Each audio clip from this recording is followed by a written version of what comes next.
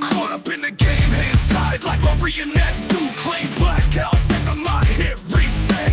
Courtroom drama, judge looking vexed. Lawyer painting tales, making puzzles out of facts. Gavel banging arguments, throw a fist.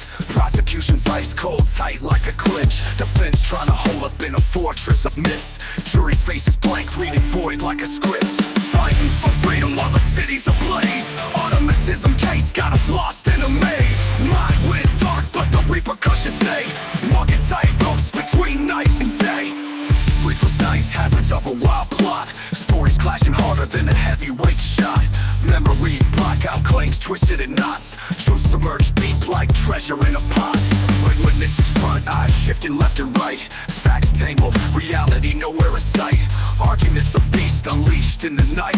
Automatism battle, mental shadows ignite. Fighting for freedom while the city's ablaze. Automatism case got us lost in a maze. Mind went dark, but the repercussions stay.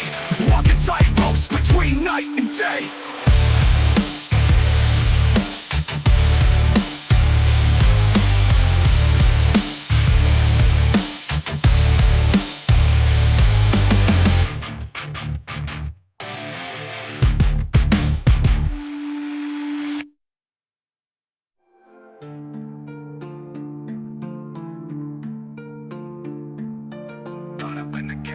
Tied like marionettes, do claim blackouts, set the mind hit reset. Courtroom drama, judge looking vexed. Lawyer painting tales, making puzzles out of facts.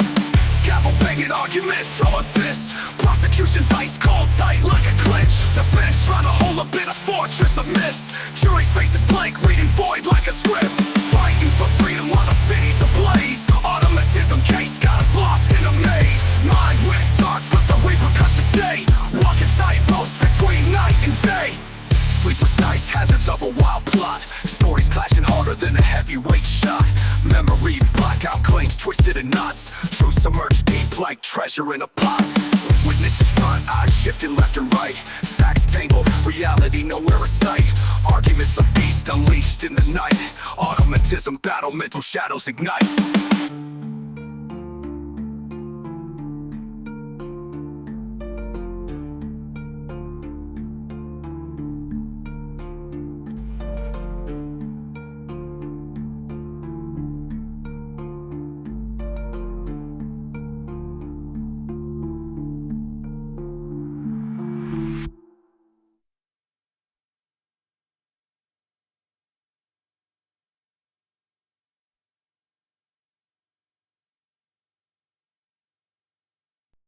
Manual 7, Automatism Law Cases. Automatism is a legal defense that asserts that a person acted unconsciously or involuntarily, without the capacity to control their actions. When this state is caused by an external factor, it's known as sane automatism. Advanced automatism refers to cases where the underlying cause of the automatism is more complex or less immediately apparent. This might involve complex medical conditions, conditions like epilepsy, sleep disorders, or certain neurological diseases can sometimes lead to episodes where a person acts without conscious awareness.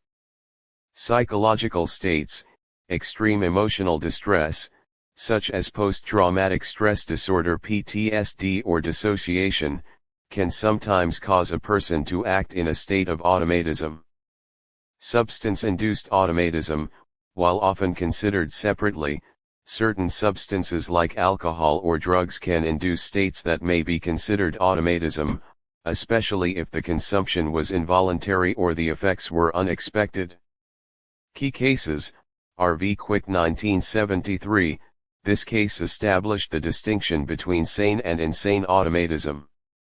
A man suffering from hypoglycemia, low blood sugar due to a diabetic condition, was acquitted of assault. R.V. Sullivan 1984, this case clarified that automatism caused by a disease of the mind such as epilepsy falls under the category of insanity, not sane automatism. R.V.T. 1990, a case involving a woman who had been raped and suffered PTSD. the court ruled that her actions in killing her attacker were a result of sane automatism, as her condition had been caused by an external event. Challenges and considerations: burden of proof. The defendant bears the burden of proving automatism on a balance of probabilities. This can be challenging, as it often requires expert medical or psychological evidence. Causation: the court must be satisfied that the automatism was the direct cause of the defendant's actions, and not merely a contributing factor.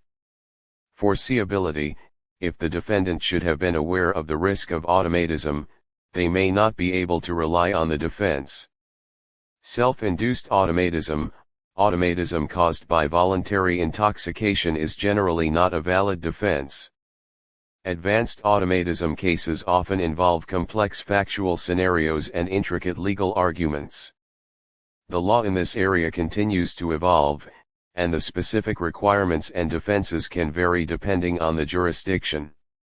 Here are many conflicting and contradictory elements which bear upon sentencing an offender.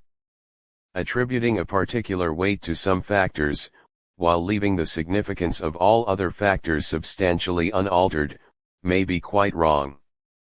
We say may be quite wrong because the task of the sentencer is to take account of all of the relevant factors and to arrive at a single result which takes due account of them all. That is what is meant by saying that the task is to arrive at an instinctive synthesis. This expression is used, not as might be supposed, to cloak the task of the sentencer in some mystery, but to make plain that the sentencer is called on to reach a single sentence which balances many different and conflicting features. Wang vs. the Queen. The Sumerian civilization 3500 BCE. 1. Anship. 2. Godship. 3. The exalted and enduring crown. 4. The throne of kingship. 5. The exalted scepter. 6. The royal insignia. 7. The exalted shrine. 8. Shepherdship. 9. Kingship. 10. Lasting ladyship. 11. Divine lady, a priestly office. 12. Ishiv, a priestly office. 13. Luma, a priestly office. 14. Guda, a priestly office. 15. Truth. 16. Descent into the nether world. 17. Ascent from the nether world. 18. Kurgara, a eunuch, or, possibly, ancient equivalent to modern concepts of androgyne or transgender. 6. 19. Gurbadara, a eunuch. 20. Segursag, a eunuch, entertainers related to the cult of Inanna. 7. 21. The battle standard. 22. The flood. 23. Weapons. 24. Sexual intercourse. 25. Prostitution. 26. Law. 27. Libel. 28. Art. 29. The cult chamber. 30. Hierodule of heaven. 31. Gasilim, a musical instrument. 32. Music. 33. Eldership. 34. Heroship. 35. Power. 36. Enmity. 37. Straightforwardness. 38. The destruction of cities. 39. Lamentation. 40. Rejoicing of the heart.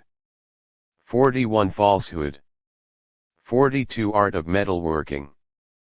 43. Scribeship. 44. Craft of the smith. 45. Craft of the leather worker. 46. Craft of the builder. 47. Craft of the basket weaver. 48. Wisdom. 49. Attention. 50. Holy purification. 51. Fear. 52. Terror. 53. Strife. 54. Peace. 55. Weariness. 56. Victory. 57. Counsel. 58. The troubled heart. 59. Judgment. 60. Decision. 61. Lilies, a musical instrument. 62. Ubi, a musical instrument. 63 Messi a musical instrument. 64 Allah a musical instrument. 65 Memes a cultural image. The Sumerian civilization, one of the earliest known civilizations in Mesopotamia, is believed to have had a system of slavery dating back to around 3500 BCE. This estimate is based on the presence of references to enslaved people in Sumerian cuneiform texts, which date back to this period. However, the exact nature and extent of slavery in Sumerian society might have varied significantly over time. While the earliest written references date back to 3500 BCE, it's possible that the practice of slavery existed even earlier, but without leaving written records. Over the centuries, the Sumerian concept of slavery likely evolved. Early Sumerian texts often referred to enslaved people as chattels or property, suggesting a relatively harsh and exploitative system.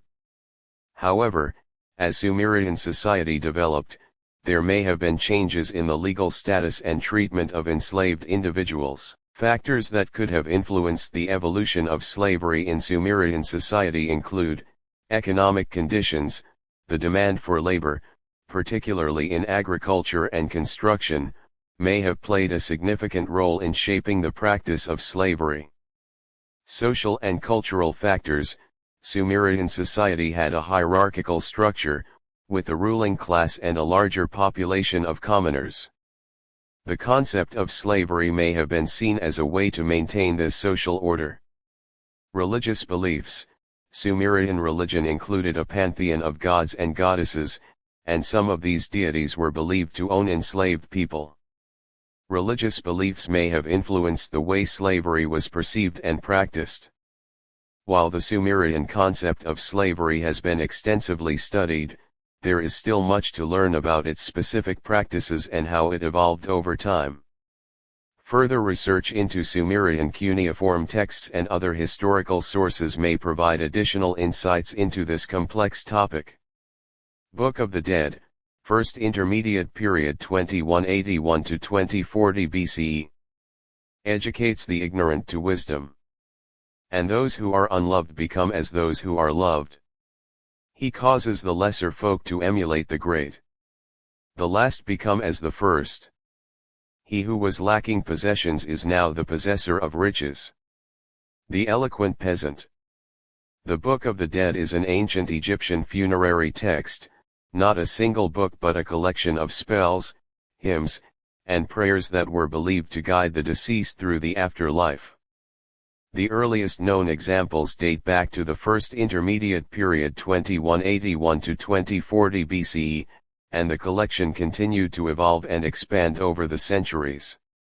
The Book of the Dead was initially intended for the elite, but by the New Kingdom 1550 to 1069 BCE, it became more accessible to a wider range of people. The texts were often written on papyrus scrolls or painted on tomb walls, and they were accompanied by illustrations that depicted the deceased's journey through the underworld. The Book of the Dead contains a variety of spells and prayers that were believed to protect the deceased from danger and help them navigate the challenges of the afterlife. Some of the most important spells include, the opening of the mouth. This spell was believed to restore the deceased's senses and enable them to speak and eat in the afterlife. The Judgment of the Dead. This spell described the deceased's journey to the Hall of Judgment, where they would be weighed against a feather of truth. If the deceased's heart was found to be lighter than the feather, they would be allowed to enter the afterlife. The Negative Confessions. This spell contained a list of sins that the deceased had to deny committing in order to prove their innocence. The Laws of Eshnunna c. 1930 BCE. If a man begot sons, divorced his wife and married another, that man shall be uprooted from the house and property and may go after whom he loves. His wife on the other hand she claims the house. Law of Eshnunna. The Laws of Eshnunna are a collection of ancient Mesopotamian laws dating back to around 1930 BCE. They were discovered in Tel Abu Harmal, Iraq, and are believed to be one of the earliest known legal codes. The laws were inscribed on two cuneiform tablets and cover a wide range of topics, including property rights. The laws outline the rights of property owners and tenants, as well as the laws governing the sale and inheritance of property. Contracts. The laws regulate contracts of all kinds, including sales contracts, loan contracts, and employment contracts. Marriage and family. The laws cover marriage, divorce, and child custody. Crimes and punishments. The laws define various crimes, such as theft, assault, and murder, and prescribe punishments for these offenses. The laws of Eshnunna are significant because they provide valuable insight into the legal system of ancient Mesopotamia. They also demonstrate the importance of law and order in early civilizations. Here are some key features of the laws of Eshnunna. Retaliation. The laws often prescribe punishments based on the principle of retaliation, meaning that the punishment should be equal to the crime. For example, a person who steals a sheep might be required to pay a fine of a sheep. Social class. The laws sometimes distinguish between different social classes, with punishments varying depending on the social status of the offender and the victim. Oral tradition. The laws were probably transmitted orally before being written down, which suggests that they were part of a long-standing legal tradition. Plimpton 322–1800 BCE. Do not go to bed until you have gone over the day 3 times in your mind. What wrong did I do? What good did I accomplish? What did I forget to do? Pythagoras. Plimpton 322 is a clay tablet from ancient Babylonia, dating back to the Old Babylonian period around 1800 to 1600 BC. It's a remarkable artifact because it appears to contain a table of Pythagorean triples, sets of 3 integers that satisfy the Pythagorean theorem: a superscript 2 plus b superscript 2 equals c superscript 2. Key features of Plimpton 322. Columns. The tablet has 4 columns of numbers. Pythagorean triples. The numbers in the columns seem to represent Pythagorean triples, with the 4th column possibly indicating the ratio of the sides of the triangle. Accuracy. The calculations on the tablet are remarkably accurate, suggesting a sophisticated understanding of mathematics. While the exact purpose of Plimpton 322 is debated, it's generally believed to have been used for astronomical or mathematical calculations. Some scholars have even suggested that it might represent a form of trigonometry. Implications of Plimpton 322. Advanced mathematics. The tablet demonstrates that Babylonian mathematicians had a deep understanding of geometry and number theory, far surpassing what was previously thought. Pythagorean theorem. It provides evidence that the Pythagorean theorem was known and used in ancient Mesopotamia, possibly even before the time of Pythagoras himself. Trigonometry. Some argue that the tablet might be a precursor to trigonometry, suggesting that this branch of mathematics was developed earlier than previously believed. Code of Hammurabi, 1775 BCE. If he does not plant the field that was given over to him as a garden, if it be arable land, the gardener shall pay the owner the produce of the field for the years that he let it lie fallow, according to the product of neighboring fields. Put the field in arable condition and return it to its owner.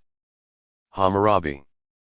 The Code of Hammurabi is one of the oldest known legal codes, dating back to the 18th century BC. It was created by King Hammurabi of Babylon and inscribed on a large stone stele. The code consists of 282 laws that covered a wide range of topics, including property rights, family law, criminal law, and labor laws. The Code of Hammurabi had a significant impact on the development of legal systems in other countries, particularly in the Middle East and Europe.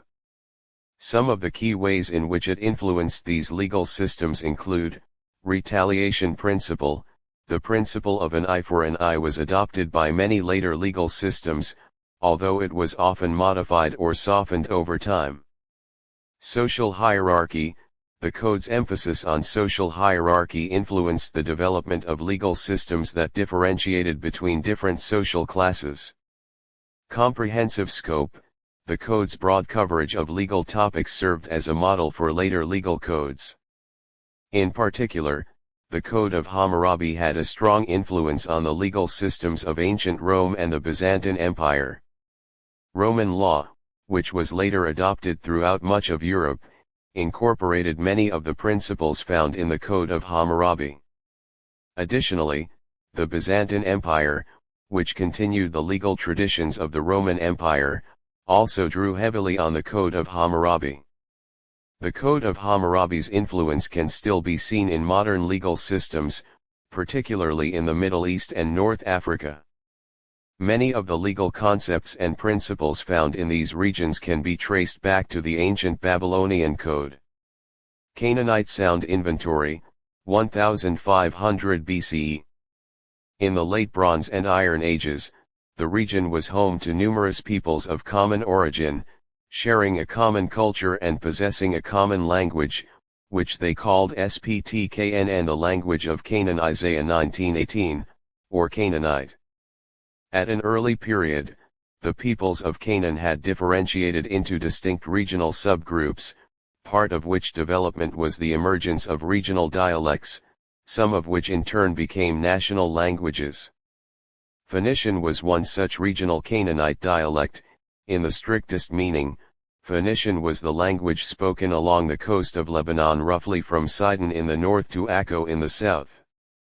The indigenous name of this subregion of Canaan was Put-Pt, and the name of the Canaanite subgroup inhabiting it, the Panim Phoenicians, the gentilic deriving from the place name. Panim was also the name of the Canaanite dialect of the region.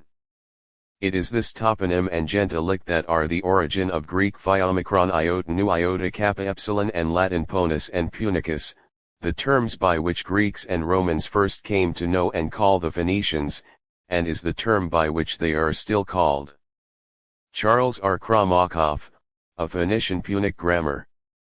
The Canaanites were an ancient Semitic people who inhabited the region of Canaan, located in the Levant, between the Mediterranean Sea and the Jordan River. They were closely related to other Semitic peoples such as the Hebrews, Phoenicians, and Aramaeans. The Canaanites, Phoenicians, and Aramaeans were all ancient Semitic peoples who inhabited the Levant and shared a common cultural and linguistic heritage.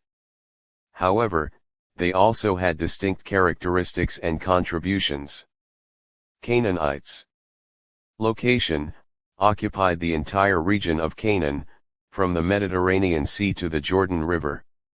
Culture: developed a rich and complex culture, including cities, temples, and trade networks. Legacy: their language, religion, and mythology influenced later civilizations, such as the Hebrews and Phoenicians. Phoenicians. Location: primarily inhabited the coastal regions of Canaan, particularly the city-states of Tyre and Sidon. Culture: known for their maritime skills, trade networks, and alphabet. Legacy: their alphabet was adopted by many other cultures and is the basis of most modern alphabets. Aramaeans. Location: occupied a vast region stretching from Mesopotamia to Egypt. Culture: developed a powerful and influential empire, with their language becoming the lingua franca of the ancient Near East. Legacy: their language, Aramaic, was used in the New Testament and is still spoken by some communities today. Socrates Trial 399 BCE. The trial of Socrates has always seemed mysterious. The charges sound vague and unreal. Because behind the stated charges was Socrates' real crime, preaching a philosophy that produced Alcibiades and Critias. But of course he couldn't be prosecuted for that under the amnesty which had been declared after the overthrow of the 30 tyrants. So his accusers made it not believing the gods of the city, introducing new gods, and corrupting the youth. Larry Gonick. Socrates' trial was a pivotal event in ancient Athenian history that took place in 399 BCE. The renowned philosopher was accused of impiety, disrespect for the gods, and corrupting the youth of Athens. The trial was held in the Athenian court, where Socrates defended himself in a powerful speech recorded by his student Plato. Despite his eloquent defense, Socrates was found guilty by a narrow margin. He was sentenced to death by drinking hemlock, a poisonous plant. The Socratic method, his trial showcased his distinctive method of questioning and critical thinking, which has influenced philosophers and educators for centuries.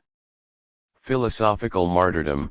Socrates' willingness to die for his beliefs has made him a symbol of philosophical courage and integrity. The question of truth. His trial raises profound questions about the nature of truth, justice, and the relationship between the individual and the state. First Indian Law 2rd century BCE. Translation 1. The whole Veda is the first source of the sacred law, next the tradition and the virtuous conduct of those who know the Veda further, also the customs of holy men, and finally self-satisfaction Atmanasantushti. Translation 2. The root of the Dharma is the entire Veda, and then the tradition and customs of those who know the Veda, and the conduct of virtuous people, and what is satisfactory to oneself. Manusmriti 2.6. The Manusmriti, a foundational text in Hindu law, was composed sometime between the 2nd century BCE and the 3rd century CE. It's written in slokas, a poetic meter commonly used in Sanskrit literature. Each sloka consists of 2 non-rhyming lines of 16 syllables each. The text is attributed to the mythical figure of Manu, who is often considered the progenitor of humanity in Hindu mythology. While Manu is a legendary figure, the Manusmriti is a product of human authorship and reflects the social, legal, and religious beliefs of its time. Determining the first Indian law book is a challenging task due to the ancient and diverse nature of Indian legal traditions. Indian law has evolved over millennia, influenced by various religious, cultural, and historical factors. Early legal texts. While there's no single, definitive first law book, several ancient texts are considered foundational to Indian legal thought.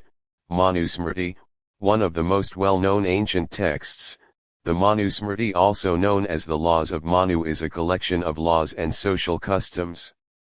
It's often referred to as the first law book of India, but it's important to note that it's not the only or even the earliest source of Indian law. Dharmasutras, a group of texts that predate the Manusmriti. The Dharmasutras provide guidance on Dharma righteousness and include sections on law and social conduct. Vedas, the Vedas, a collection of sacred texts, contain references to legal concepts and principles. Regional variations and legal traditions. It's also important to remember that India has a long history of regional variations in legal practices. Different regions and communities may have had their own unique legal traditions, influenced by local customs, religious beliefs, and historical circumstances. Emergence of heliocentrism 3rd century BCE. King Jelen are aware that universe is the name given by most astronomers to the sphere, the center of which is the center of the Earth, while its radius is equal to the straight line between the center of the Sun and the center of the Earth. This is the common account tau gamma rho alpha phi mu epsilon nu alpha, as you have heard from astronomers.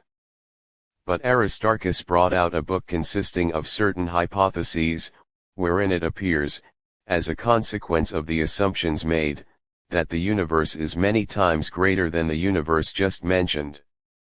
His hypotheses are that the fixed stars and the Sun remain unmoved, that the Earth revolves about the Sun on the circumference of a circle, the Sun lying in the middle of the orbit, and that the sphere of the fixed stars, situated about the same center as the Sun, is so great that the circle in which he supposes the Earth to revolve bears such a proportion to the distance of the fixed stars as the center of the sphere bears to its surface. The Sand Reckoner Arenariuzai, 4-7. Heliocentrism is the astronomical model that places the Sun at the center of the universe, with the Earth and other planets orbiting around it. This concept, while now widely accepted, was revolutionary in its time and faced significant opposition. Aristarchus of Samos is credited with being the first to propose a heliocentric model in the 3rd century BCE. His ideas were based on observations of the relative sizes of the Sun, Moon, and Earth, as well as the apparent motion of the stars. Aristarchus argued that the Sun, being much larger than the Earth, must be at the center of the universe.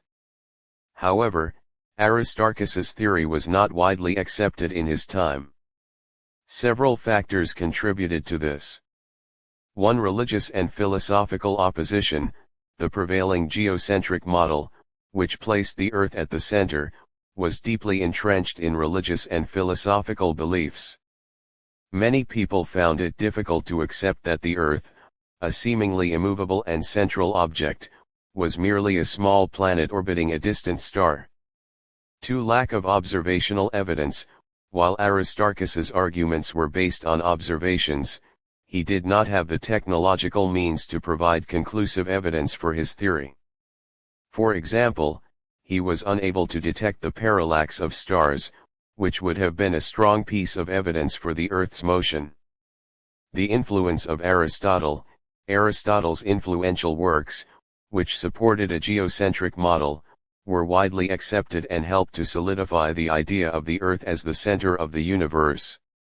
Despite the initial resistance, the heliocentric model eventually gained acceptance in the 16th and 17th centuries, thanks to the work of astronomers like Nicolaus Copernicus, Johannes Kepler, and Galileo Galilei.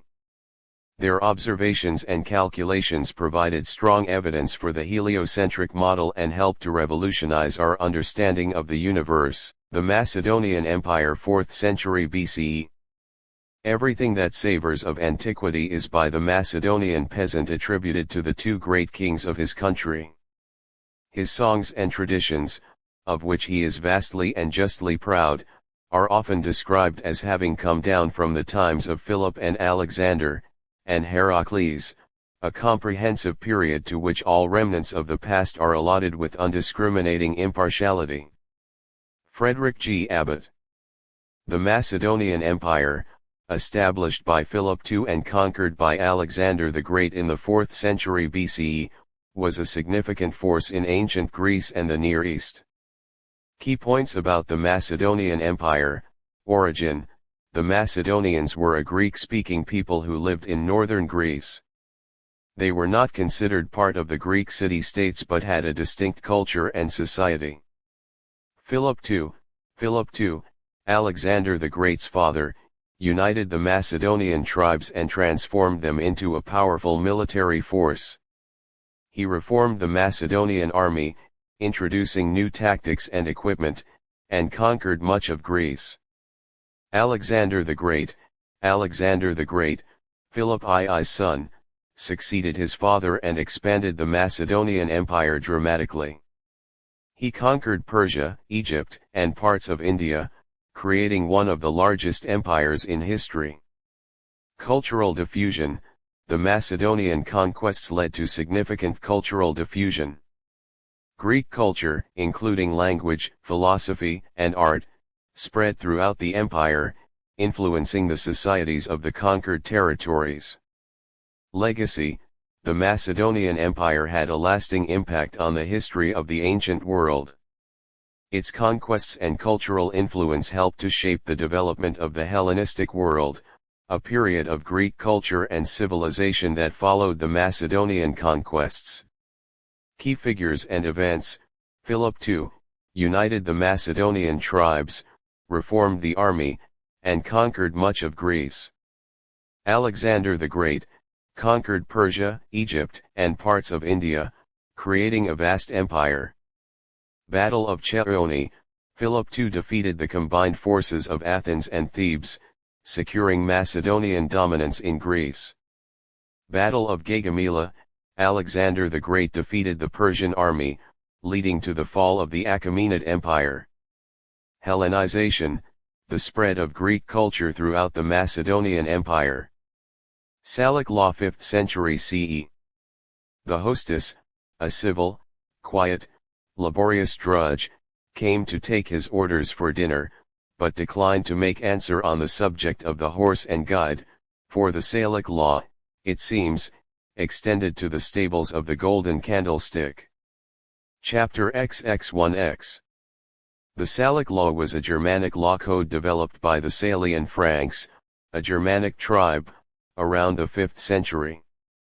It primarily governed property and inheritance rights among men.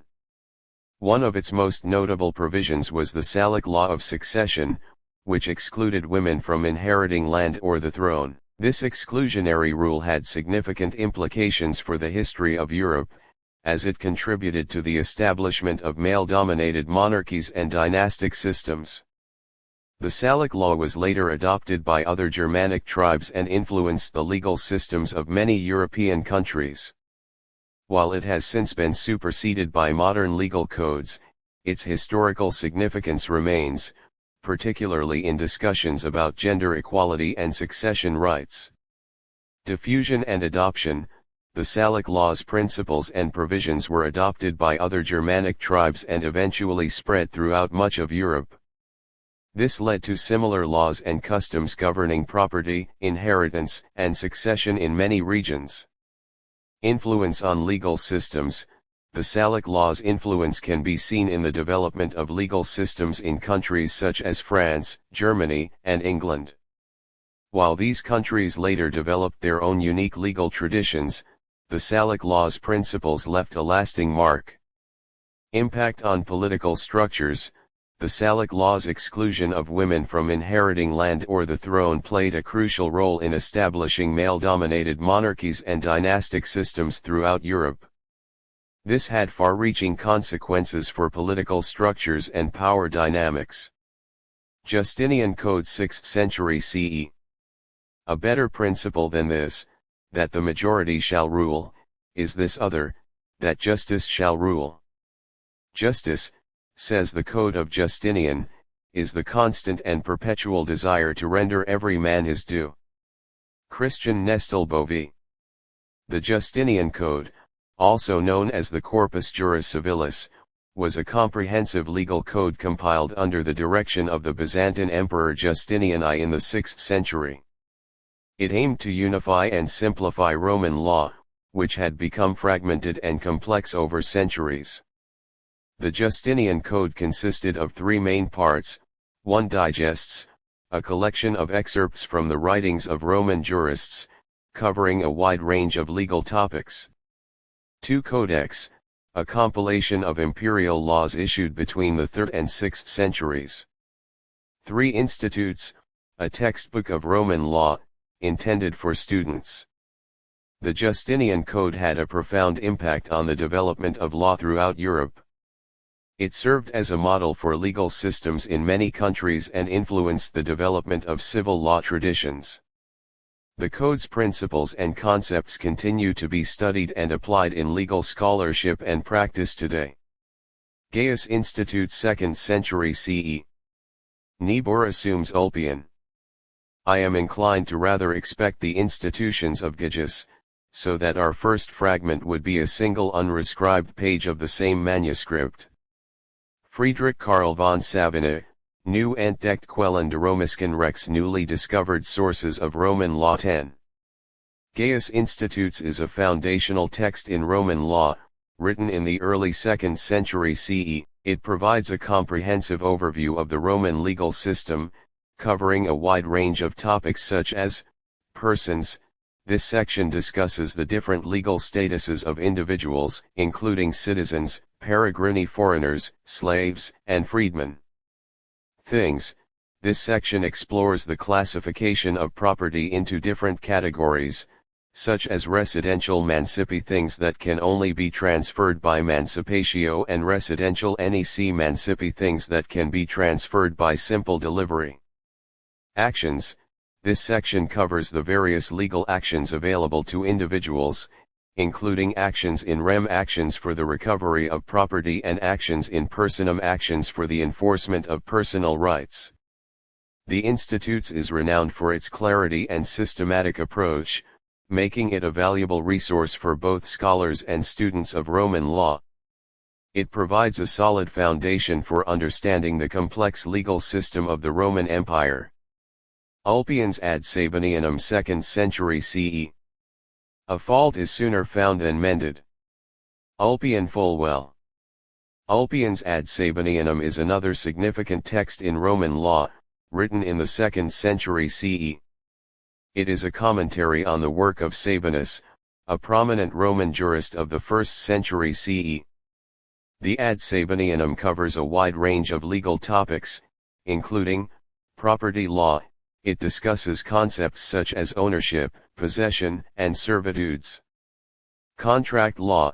The text explores different types of contracts, including sale, lease, and loan. Delict tort law. Ulpian addresses topics like theft, damage, and defamation. Key features of Ulpian's Ad Sabinianum. Commentary on Sabinus. The Ad Sabinianum is primarily a commentary on Sabinus' work, providing explanations and interpretations of his views. Practical focus. Ulpian's writing often focuses on practical applications of legal principles, making the text useful for understanding how Roman law was applied in real-world situations. Detailed analysis. The Ad Sabinianum offers detailed analysis of various legal topics, providing valuable insights into the nuances of Roman law. The New Testament, 1st century CE. But all scripture is divided into two testaments. That which preceded the advent and passion of Christ, that is, the law and the prophets, is called the Old, but those things which were written after his resurrection are named the New Testament.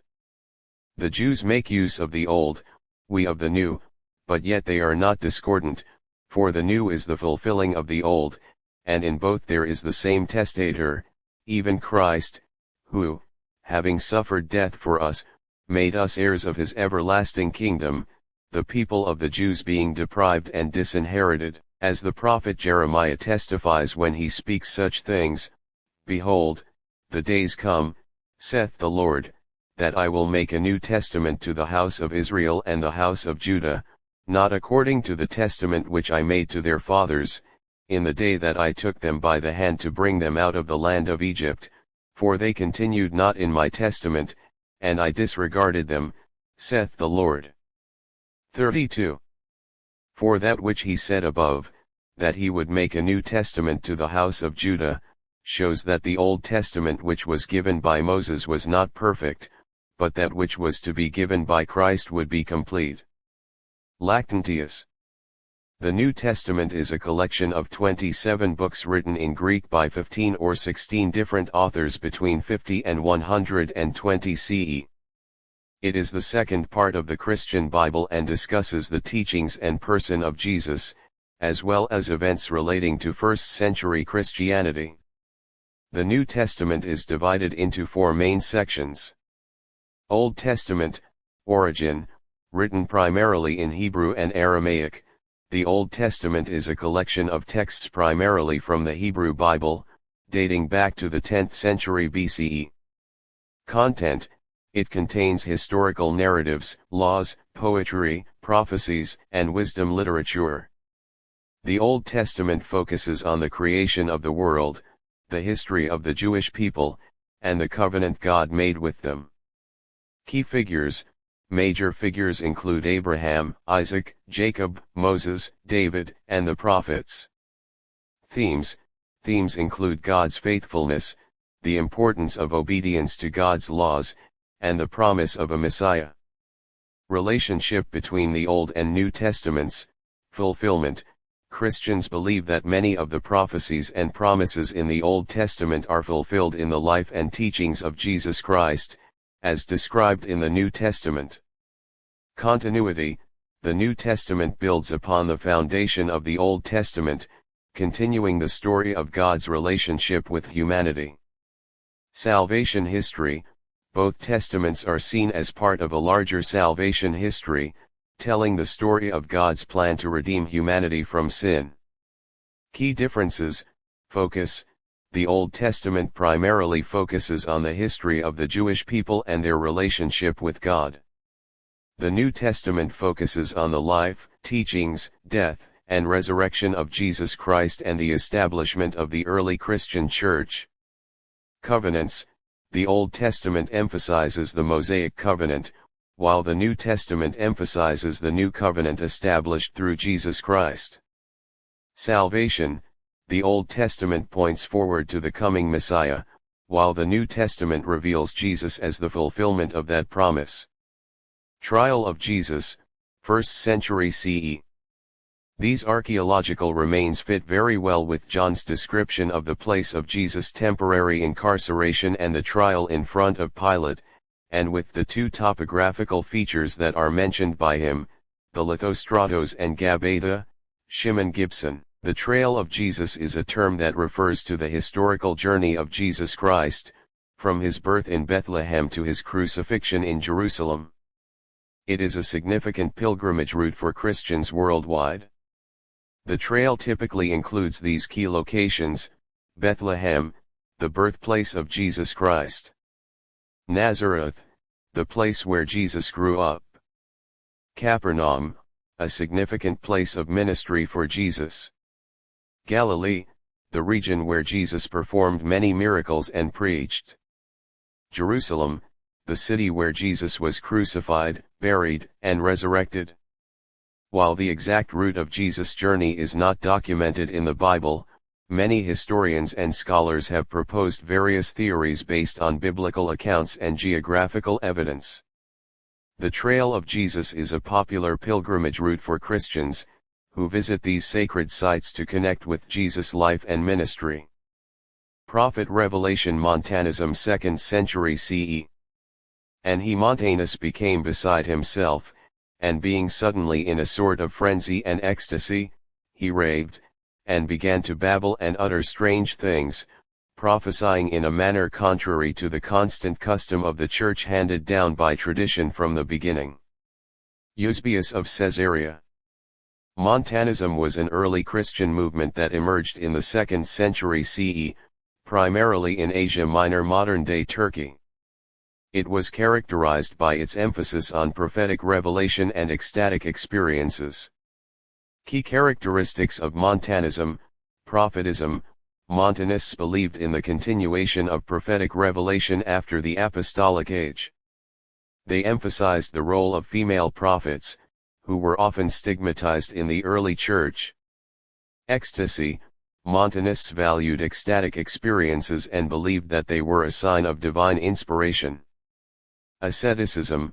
They practiced a strict form of asceticism, including fasting, celibacy, and communal living. Separation from the mainstream church.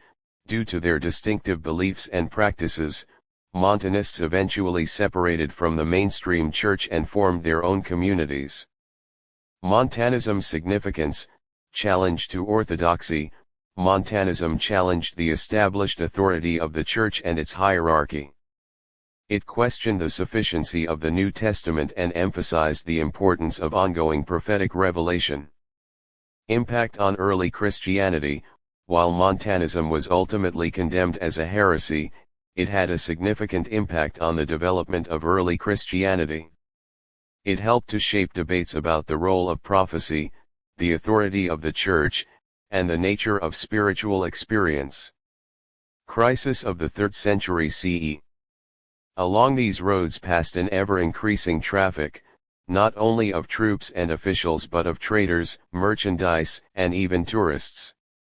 An interchange of goods between the various provinces rapidly developed, which soon reached a scale unprecedented in the previous history and not repeated until a few centuries ago.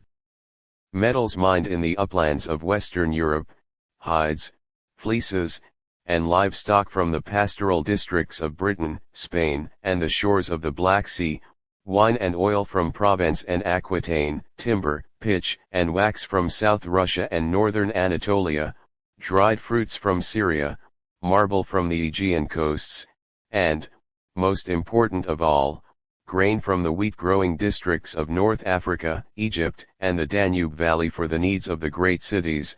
All these commodities, under the influence of a highly organized system of transport and marketing, moved freely from one corner of the empire to the other. St. Lawrence Beaufort. The crisis of the 3rd century was a period of significant political and social upheaval in the Roman Empire that lasted from approximately 235 to 284 CE. It was characterized by civil wars. Frequent civil wars between rival generals and emperors weakened the central authority of the Roman Empire. Foreign invasions. The empire faced invasions from various barbarian tribes, including the Goths, Franks, and Alemanni, who exploited the internal instability. Economic instability. The empire suffered from hyperinflation, devalued currency, and economic decline, leading to widespread poverty and social unrest. Political vacuum. The rapid succession of emperors and the lack of a strong central authority created a power vacuum, allowing for regional fragmentation and the rise of military leaders with independent ambitions. The crisis of the 3rd century had a profound impact on the Roman Empire. It led to the decline of the traditional Roman army, the loss of territory, and the weakening of the empire's authority. However, it also marked a turning point in Roman history. The reforms implemented by emperors such as Diocletian and Constantine helped to stabilize the empire and set the stage for the later Roman Empire. The crisis of the 3rd century is often seen as a pivotal period in Roman history, marking the transition from the Republic to the late Empire. It was a time of great challenge and adversity, but the empire ultimately survived and adapted to the changing circumstances. The Donatist Schism 4th century CE. The augurs, the dream interpreters, the soothsayers, the prophets, and the priestlings, ever vain. Fearing that their own arts be brought to naught, and that they may extort but scanty contributions from the devotees, now few and infrequent, cry aloud, the gods are neglected, and in the temples there is now a very thin attendance. Former ceremonies are exposed to derision, and the time-honored rites of institutions once sacred have sunk before the superstitions of new religions. Arnobius. The Donatist Schism was a significant division within the early Christian Church that occurred in the 4th century in North Africa, primarily in what is now Tunisia and Algeria.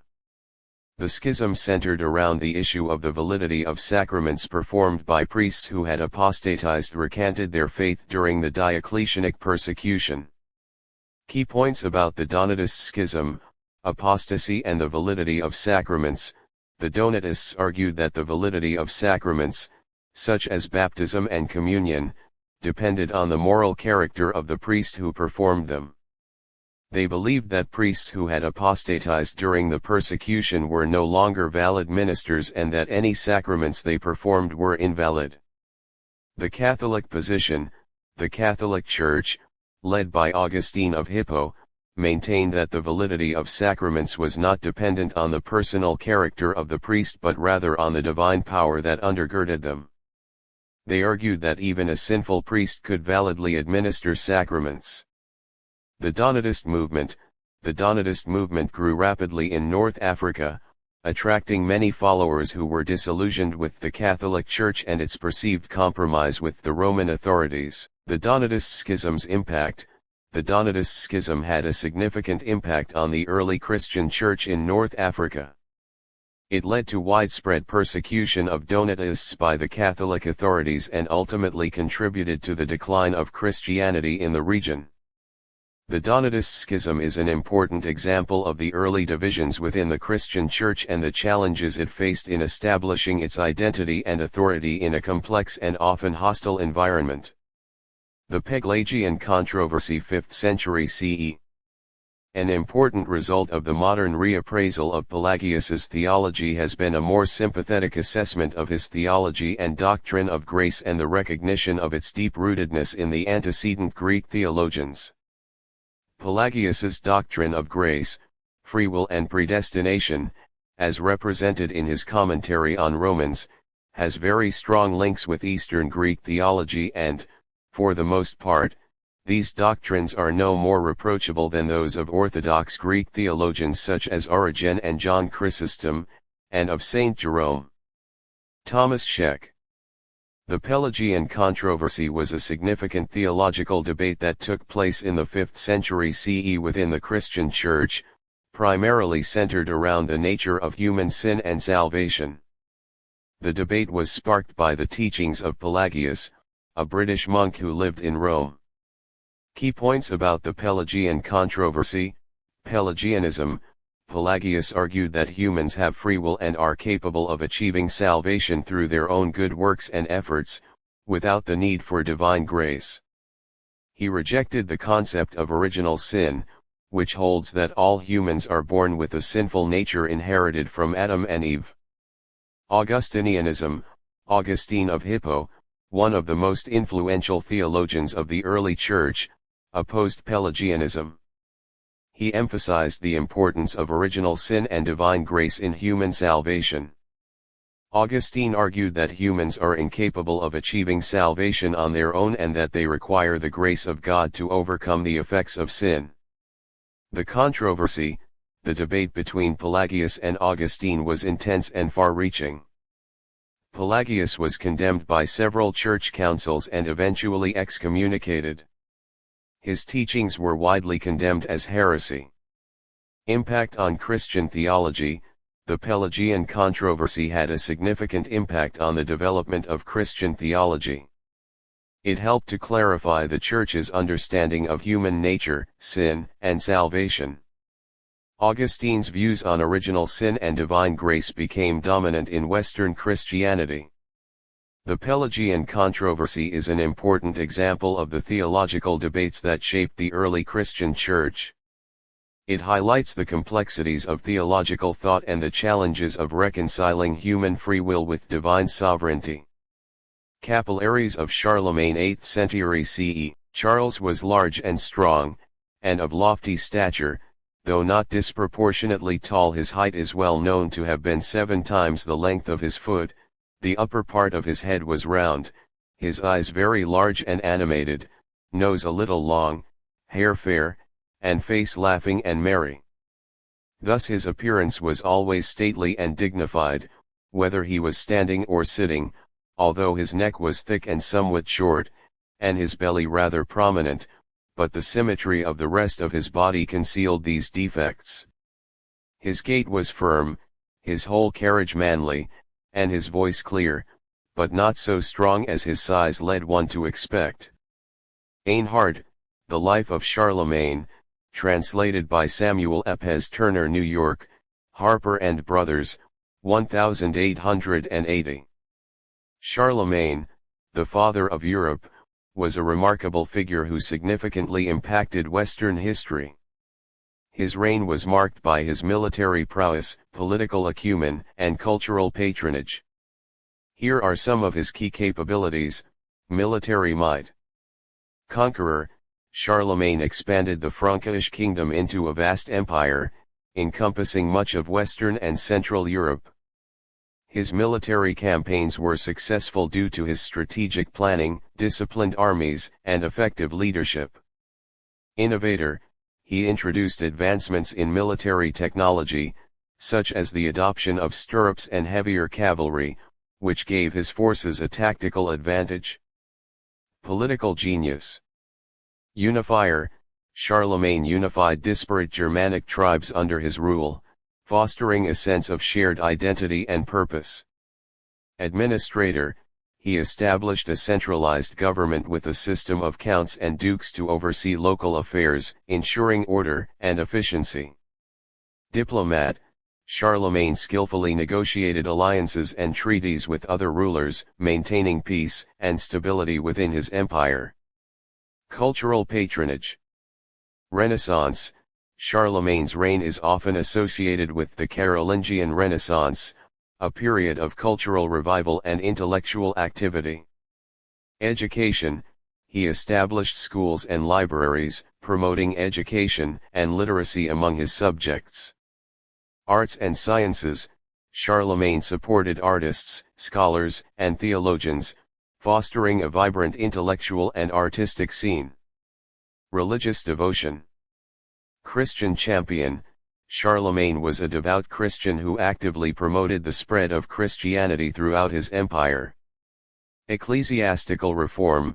He worked closely with the church to reform ecclesiastical practices and strengthen the church's authority. Layer cake federalism 9th century CE.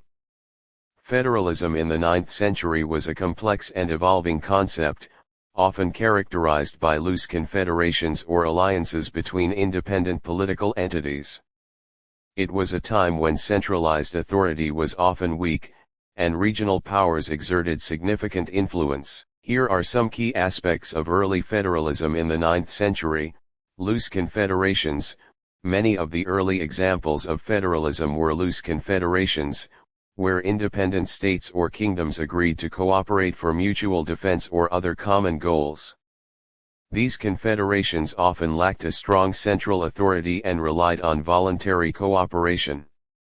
Regional powers, such as the Carolingian Empire and the Byzantine Empire, often played a significant role in shaping the federalist landscape. These empires might exercise some degree of control over smaller states within their sphere of influence, but they often allowed these states to maintain a degree of autonomy. Feudalism. The rise of feudalism in many parts of Europe also influenced the development of federalism. Feudal systems often involved complex networks of relationships between lords and vassals, which could create a decentralized and federalist-like structure. Religious influence. The Church also played a role in shaping federalist structures, particularly in areas where the Church had significant influence. The Church could act as a unifying force, promoting cooperation and coordination between different political entities. Specific examples: the Carolingian Empire. While the Carolingian Empire was a centralized monarchy, it also incorporated elements of federalism, with regions governed by counts and dukes who enjoyed a degree of autonomy. The Byzantine Empire. The Byzantine Empire was also a centralized monarchy, but it maintained a degree of federalism in its relationship with various provinces and vassal states. The Holy Roman Empire. The Holy Roman Empire, which emerged in the 10th century, was a loosely confederated entity composed of numerous independent principalities and duchies. The Magna Carta, 1215.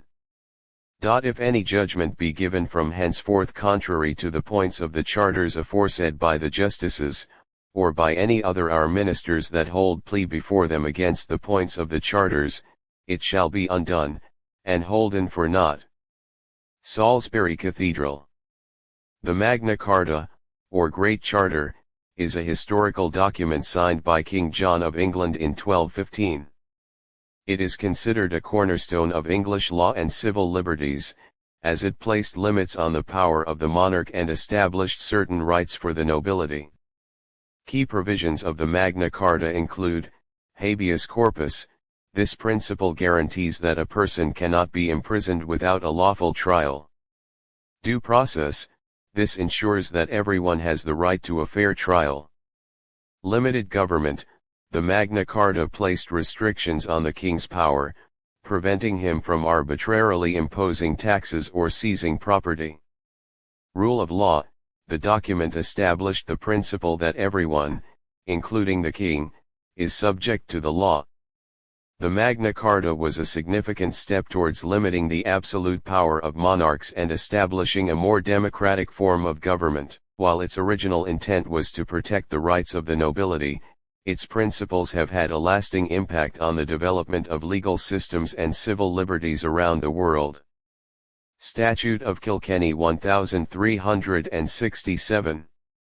Now many English of the said land, forsaking the English language, manners, mode of writing, laws, and usages, live and govern themselves according to the manners, fashion, and language of the Irish enemies, and also have made divers marriages and alliances between themselves and the Irish enemies aforesaid, whereby the said land, and the liege people thereof, the English language, the allegiance due to our Lord the King, and the English laws there, are put in subjection and decayed. Statute of Kilkenny. The Statute of Kilkenny was a set of laws passed in 1366 by the Parliament of Ireland to restrict the influence of the native Irish population and promote English culture and language. It was a significant attempt by the English Crown to assert control over Ireland and assimilate the Irish people. The statute included a number of provisions, such as prohibition of Irish law. Irish laws and customs were outlawed, and English law was to be enforced throughout Ireland. Restriction of Irish language. The use of the Irish language was banned in courts, schools, and public places. Intermarriage ban. Marriage between English and Irish people was prohibited. Land confiscation. Irish lands were confiscated and granted to English settlers. Restrictions on Irish dress and customs. Irish people were forbidden from wearing certain types of clothing and from engaging in traditional customs. The Statute of Kilkenny was a harsh and discriminatory piece of legislation that had a significant impact on Irish society. It led to widespread resentment and resistance among the Irish people, and it contributed to the ongoing conflict between the English and Irish. While the statute was eventually repealed, its legacy continues to be felt in Ireland today. Treaty of Windsor 1386. While at Windsor Castle looking at the swirling power of the deluge drawings that he made near the end of his life, I asked the curator, Martin Clayton, whether he thought Leonardo had done them as works of art or of science. Even as I spoke, I realized it was a dumb question. I do not think that Leonardo would have made that distinction, he replied. Walter Isaacson. The Treaty of Windsor 1386 was a marriage treaty between the Kingdom of England and the Kingdom of Portugal. It established a long-lasting alliance between the two countries, which lasted for centuries. The treaty was signed in Windsor Castle on May 14, 1386, between King Richard II of England and King John I of Portugal. The main purpose of the treaty was to cement a military alliance between the two kingdoms, and to strengthen their trade relations. The treaty stipulated that the eldest daughter of John I of Portugal, Philippa of Lancaster, would marry Richard II of England. Philippa was born in 1360 and married Richard II in 1387. They had one child, a daughter named Cecily, who was born in 1390. The treaty also provided for a military alliance between England and Portugal. The two countries agreed to help each other in case of attack from a third party. This alliance was particularly important for Portugal, which was facing pressure from Castile, its rival in the Iberian Peninsula.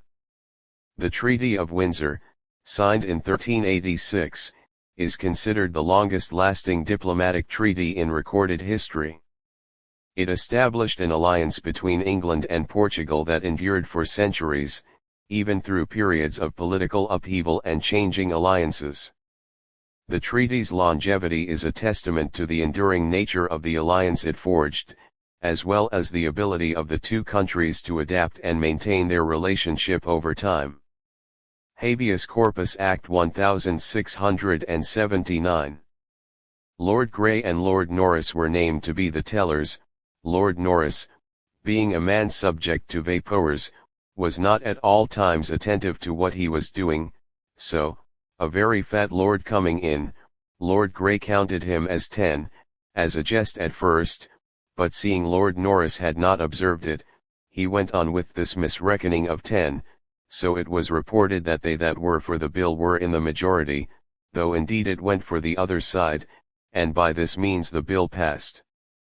Gilbert Burnet.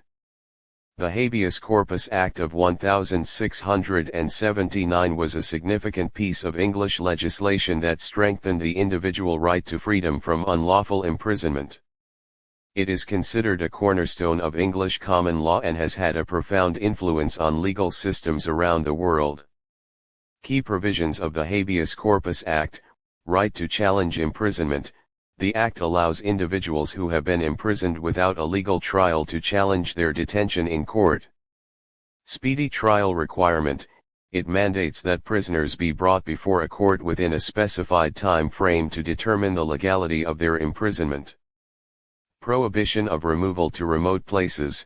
The Act prevents prisoners from being removed to remote locations or overseas without a legal trial. Bail requirement. It establishes a right to bail in certain cases, ensuring that individuals are not detained indefinitely without a trial. Historical significance of the Habeas Corpus Act. Protection against arbitrary imprisonment. The Act provided a crucial safeguard against the arbitrary imprisonment of individuals by the government or other authorities. Strengthening of individual rights. It reinforced the fundamental principle of individual liberty and the rule of law. Influence on other legal systems. The Habeas Corpus Act has been widely adopted and adapted by other countries, serving as a model for protecting individual rights and limiting the power of the state. Modern-day relevance of the Habeas Corpus Act. Safeguarding individual rights. The Act continues to play a vital role in protecting individual rights and preventing unlawful imprisonment. Challenges to detention. It is used to challenge the legality of detention in cases involving immigration, terrorism, and other sensitive matters. Balancing individual rights and national security. The Act has been subject to debate and scrutiny in recent years, particularly in the context of counter-terrorism measures. Bill of Rights 1689. The Bill of Rights wasn't enacted to give us any rights. It was enacted so the government could not take away from us any rights that we already had. Kenneth G. Ede. The Bill of Rights 1689 is a significant piece of English legislation that established a number of important civil and political rights. It was passed by the Parliament of England in response to the Glorious Revolution of 1688, which saw the overthrow of King James II. Key provisions of the Bill of Rights. Freedom of speech and debate. The Act guarantees freedom of speech and debate in Parliament, protecting members of Parliament from being prosecuted for their words spoken in the House. Right to bear arms. The Act allows Protestants to bear arms for self-defense. Prohibition of excessive bail and cruel and unusual punishment. The Act prohibits excessive bail and cruel and unusual punishment. Right to petition the King. The Act guarantees the right of individuals to petition the King for redress of grievances. Freedom from arbitrary imprisonment. The Act limits the power of the King to imprison individuals without a legal trial. Regular elections. The Act requires regular elections to Parliament. Historical significance of the Bill of Rights. Strengthening of individual rights. The Bill of Rights was a major step forward in the protection of individual rights in England. It established a number of important civil and political liberties that have been upheld and expanded in subsequent centuries. Limitation of royal power. The Act also limited the power of the King, placing important checks and balances on the monarchy. Influence on other legal systems. The Bill of Rights has had a significant influence on legal systems around the world, serving as a model for the protection of individual rights. Modern-day relevance of the Bill of Rights. Safeguarding individual rights. The Bill of Rights continues to play a vital role in protecting individual rights in the United Kingdom. It is often cited in court cases to defend the rights of citizens. Influence on human rights law. The Bill of Rights has had a significant influence on the development of international human rights law. It is considered a foundational document for the protection of human rights. Declaration of Independence 1776. Section 1. That all men are by nature equally free and independent, and have certain inherent rights, of which, when they enter into a state of society, they cannot, by any compact, deprive or divest their posterity, namely, the enjoyment of life and liberty, with the means of acquiring and possessing property, and pursuing and obtaining happiness and safety. George Mason. The Declaration of Independence is a foundational document of the United States, adopted by the Continental Congress on July 4, 1776. It declared the 13 American colonies to be independent states and a nation, the United States of America. The Declaration is a philosophical and political document that outlines the reasons for the American Revolution and the principles that would guide the new nation. It is based on the ideas of natural rights, popular sovereignty, and the social contract theory. Key principles of the Declaration of Independence: natural rights. The Declaration asserts that all people are born with certain unalienable rights, including life, liberty, and the pursuit of happiness. Popular sovereignty.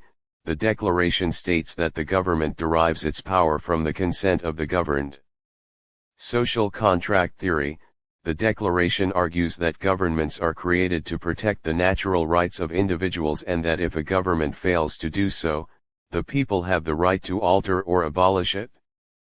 The Declaration of Independence is a powerful and influential document that has inspired people around the world to fight for their freedom and self-determination.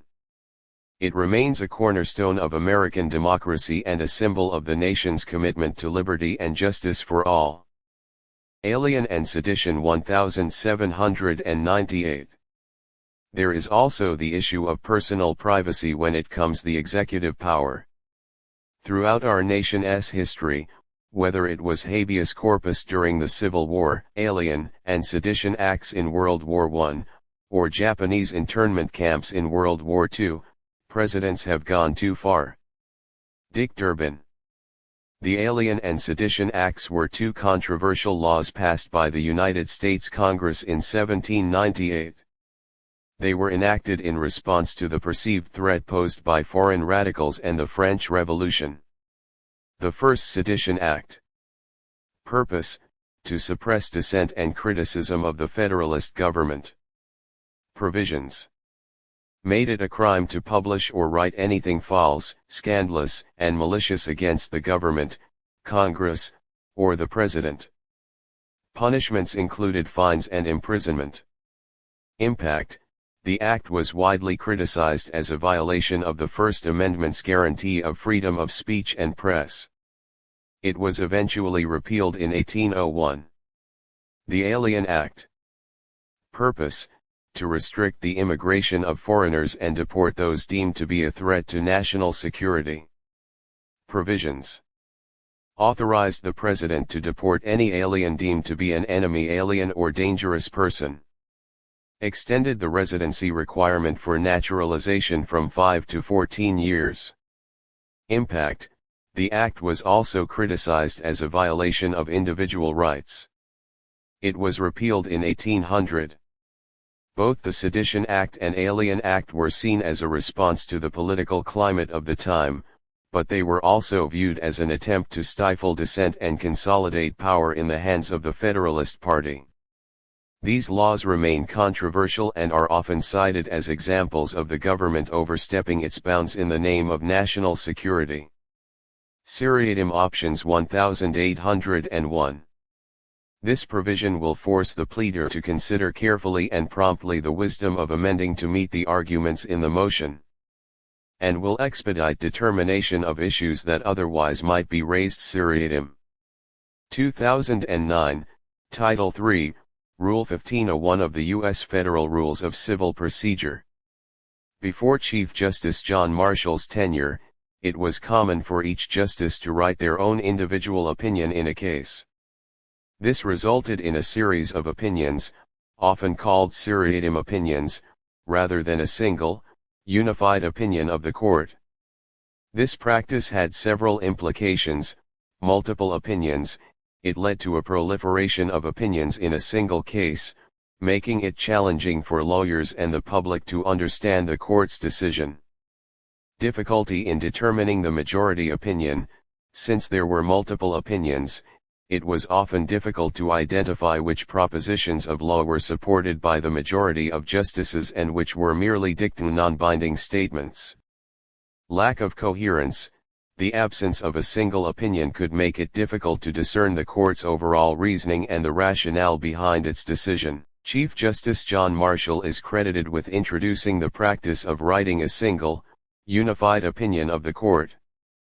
This change brought several benefits: clarity and coherence.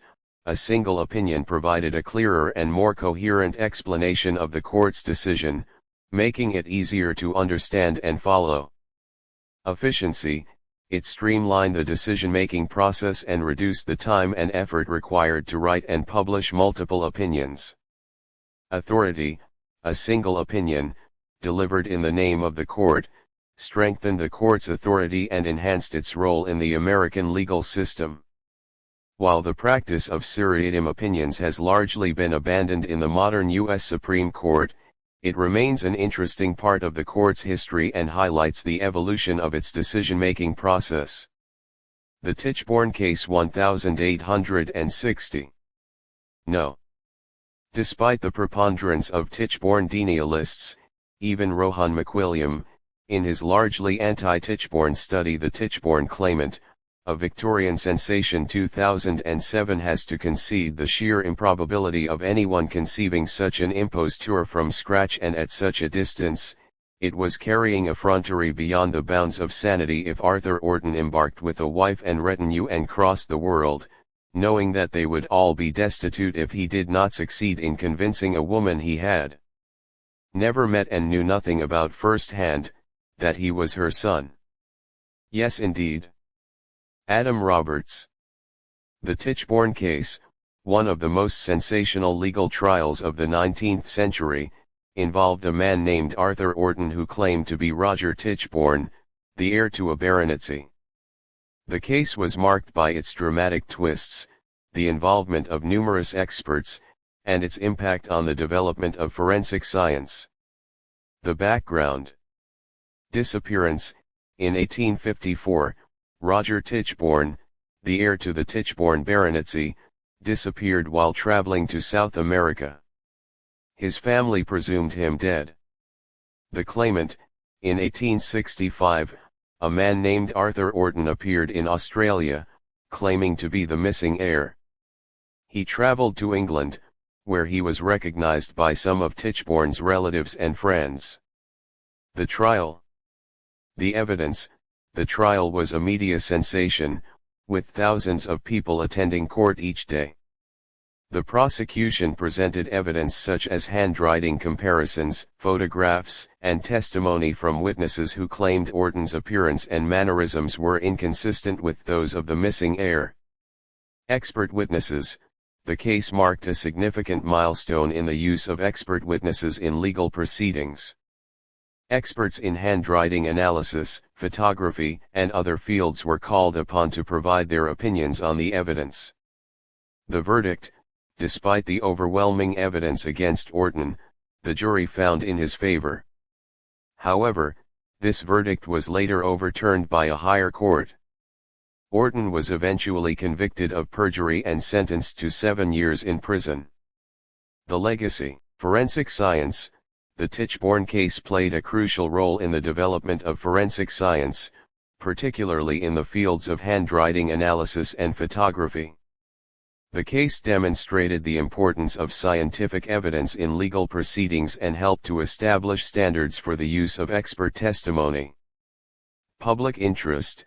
The case also captured the public imagination and fueled interest in true crime stories. It remains one of the most famous legal dramas of the 19th century. The 13th Amendment 1865. Section 1. Neither slavery nor involuntary servitude, except as a punishment for crime whereof the party shall have been duly convicted, shall exist within the United States, or any place subject to their jurisdiction. The 13th Amendment. The 13th Amendment to the United States Constitution was a pivotal moment in American history, marking the end of slavery and involuntary servitude. Ratified in 1865, it declared that neither slavery nor involuntary servitude, except as a punishment for crime whereof the party shall have been duly convicted, shall exist within the United States, or any place subject to their jurisdiction. Historical context: the Civil War 1861 to 1865 was a conflict primarily fought over the issue of slavery. The Southern states, heavily reliant on slave labor, seceded from the Union, leading to the outbreak of war. The Union victory in the Civil War paved the way for the passage of the 13th Amendment. Significance of the 13th Amendment: abolition of slavery. The most immediate impact of the 13th Amendment was the abolition of slavery. Millions of enslaved African Americans were freed, transforming the social and economic landscape of the United States. Constitutional guarantee: the 13th Amendment enshrined the abolition of slavery into the U.S. Constitution, providing a legal and constitutional basis for the end of slavery. Foundation for civil rights: the 13th Amendment laid the foundation for future civil rights advancements. It provided a legal basis for challenging racial discrimination and segregation. Limitations and challenges: while the 13th Amendment abolished slavery, it did not address the broader issue of racial equality. The exception for involuntary servitude as a punishment for crime was exploited to perpetuate racial inequality through the convict leasing system. R.V. Dudley and Stevens 1884. It must not be supposed that in refusing to admit temptation to be an excuse for crime it is forgotten how terrible the temptation was, how awful the suffering, how hard in such trials to keep the judgment straight and the conduct pure. We are often compelled to set up standards we cannot reach ourselves, and to lay down rules which we could not ourselves satisfy. But a man has no right to declare temptation to be an excuse, though he might himself have yielded to it, nor allow compassion for the criminal to change or weaken in any manner the legal definition of the crime. Judges. R.V. Dudley and Stevens is a landmark English criminal case that explored the limits of necessity and the law of murder. The case involved a shipwreck where survivors resorted to cannibalism to survive. The facts: in 1884, the yacht Mignonette was wrecked in the Atlantic Ocean. 4 crew members, Thomas Dudley, Edwin Stevens, Richard Brooks, and Edmund Williams, survived the shipwreck but were adrift in a lifeboat with limited supplies. After days without food or water, Dudley and Stevens decided to kill the cabin boy, Edmund Williams, who was the youngest and weakest member of the group. They consumed his body to survive. Eventually, the survivors were rescued and brought back to England, where they were charged with murder. At trial, Dudley and Stevens argued that they had acted out of necessity to save their own lives. They claimed that they had no choice but to kill Williams, as they would have all perished if they had not done so.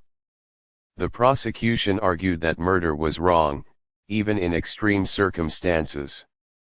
They contended that necessity could not be a defense to murder, as it would open the door to a dangerous precedent where people could justify killing others to save themselves.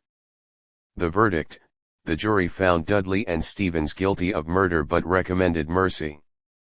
The judge, Baron Bramwell, sentenced them to death, but the Home Secretary later commuted their sentences to 6 months' imprisonment.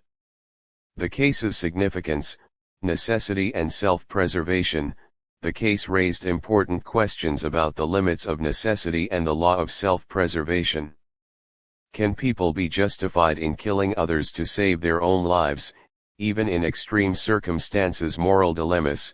The case also explored the moral dilemmas faced by individuals in life or death situations. How do we weigh the value of human life against the instinct for survival? Legal precedent. The case has been cited as a precedent in subsequent legal discussions on necessity and the law of murder. It has helped to clarify the boundaries of criminal liability in extreme circumstances. Treaty of Versailles 1919. Rarely has a diplomatic document so missed its objective as the Treaty of Versailles. Too punitive for conciliation, too lenient to keep Germany from recovering, the Treaty of Versailles condemned the exhausted democracies to constant vigilance against an irreconcilable and revanchist Germany as well as a revolutionary Soviet Union. Henry Kissinger. The Treaty of Versailles was a peace treaty signed on June 28, 1919, at the Palace of Versailles in France. It formally ended World War I and established the League of Nations. The treaty was signed by Germany and the Allied and associated powers. The main terms of the treaty included, War Guilt Clause, Germany was forced to admit sole responsibility for the war. Reparations, Germany was ordered to pay massive reparations to the Allied powers. Loss of territory, Germany lost significant amounts of territory, including Alsace-Lorraine, the Saarland, and parts of Poland and Czechoslovakia. Military disarmament, Germany's military was severely limited. League of Nations, the League of Nations was established as an international organization to maintain peace and security. The Treaty of Versailles was a harsh and controversial document. It was widely criticized by many Germans, who felt that it was unfair and punitive. The treaty also contributed to the rise of the Nazi Party in Germany, which eventually led to World War II. Frye v. United States, 293 F 1013 DC Sir 1923. Just when a scientific principle or discovery crosses the line between the experimental and demonstrable stages is difficult to define. Somewhere in this twilight zone the evidential force of the principle must be recognized, and while the courts will go a long way in admitting expert testimony deduced from a well-recognized scientific principle or discovery, the thing from which the deduction is made must be sufficiently established to have gained general acceptance in the particular field in which it belongs. Emphasis added. Frye v. United States, 293 F 1013 DC Sir 1923. A landmark case in American law that established a standard for the admissibility of scientific evidence in court. The court in Frye ruled that expert testimony based on a scientific technique must be generally accepted by the relevant scientific community in order to be admissible in court. This means that the technique must have gained widespread recognition and acceptance among experts in the field. In the Frye case itself, the defendant sought to introduce evidence based on a systolic blood pressure deception test. The test, which measured changes in blood pressure to detect deception, was relatively new at the time. The court ruled that the test had not yet gained sufficient acceptance among physiological and psychological authorities to be admissible. Donoghue v. Stevenson 1932. I am unhesitatingly of opinion that those who deal with the production of food or produce fluids for beverage purposes ought not to be heard to plead ignorance of the active danger which will be associated with their products, as a consequence of any imperfect observation of cleanliness at any stage in the course of the process of manufacture. Tainted food when offered for sale is, in my opinion, amongst the most subtly potent of dangerous goods, and to deal in or prepare such food is highly relevant to infer a duty. I fail to see why the fact that the danger has been introduced by an act of negligence and does not advertise itself, should release the negligent manufacturer from a duty, or afford him a supplementary defense. Lord Moncrieff. Donoghue v. Stevenson is a landmark English case that established the modern law of negligence. It laid the foundation for the duty of care owed by manufacturers to consumers. The facts: in 1928, Mrs. May Donoghue went to a cafe with a friend. Her friend ordered her a bottle of ginger beer, which was served in an opaque bottle. When Donoghue poured the ginger beer into her glass, a decomposed snail floated out. She became ill and sued the manufacturer of the ginger beer, Stevenson. The legal issues: Donoghue could not sue Stevenson in contract law because she had not purchased the ginger beer herself. She had to rely on the law of tort. The main legal issue was whether Stevenson owed Donoghue a duty of care to ensure that the ginger beer was safe to consume. The decision, the House of Lords ruled in favor of Donoghue. Lord Atkin, one of the judges, articulated the neighbor principle: you must take reasonable care to avoid acts or omissions which you can reasonably foresee would be likely to injure your neighbor. Jehovah's Witnesses v. Eugene School District 1944. When we lose our life because we refuse inoculations, that does not bear witness as a justification of Jehovah's name. God never issued regulations which prohibit the use of drugs, inoculations, or blood transfusions. It is an invention of people, who, like the Pharisees, leave Jehovah's mercy and love aside. Watchtower Society. Jehovah's Witnesses v. Eugene School District was a U.S. Supreme Court case that addressed the issue of compulsory saluting of the American flag in public schools. The case was brought by Jehovah's Witnesses, whose religious beliefs forbid them from saluting the flag or pledging allegiance to it. Key points: compulsory flag salute. The school district required students to salute the flag as part of a daily patriotic exercise.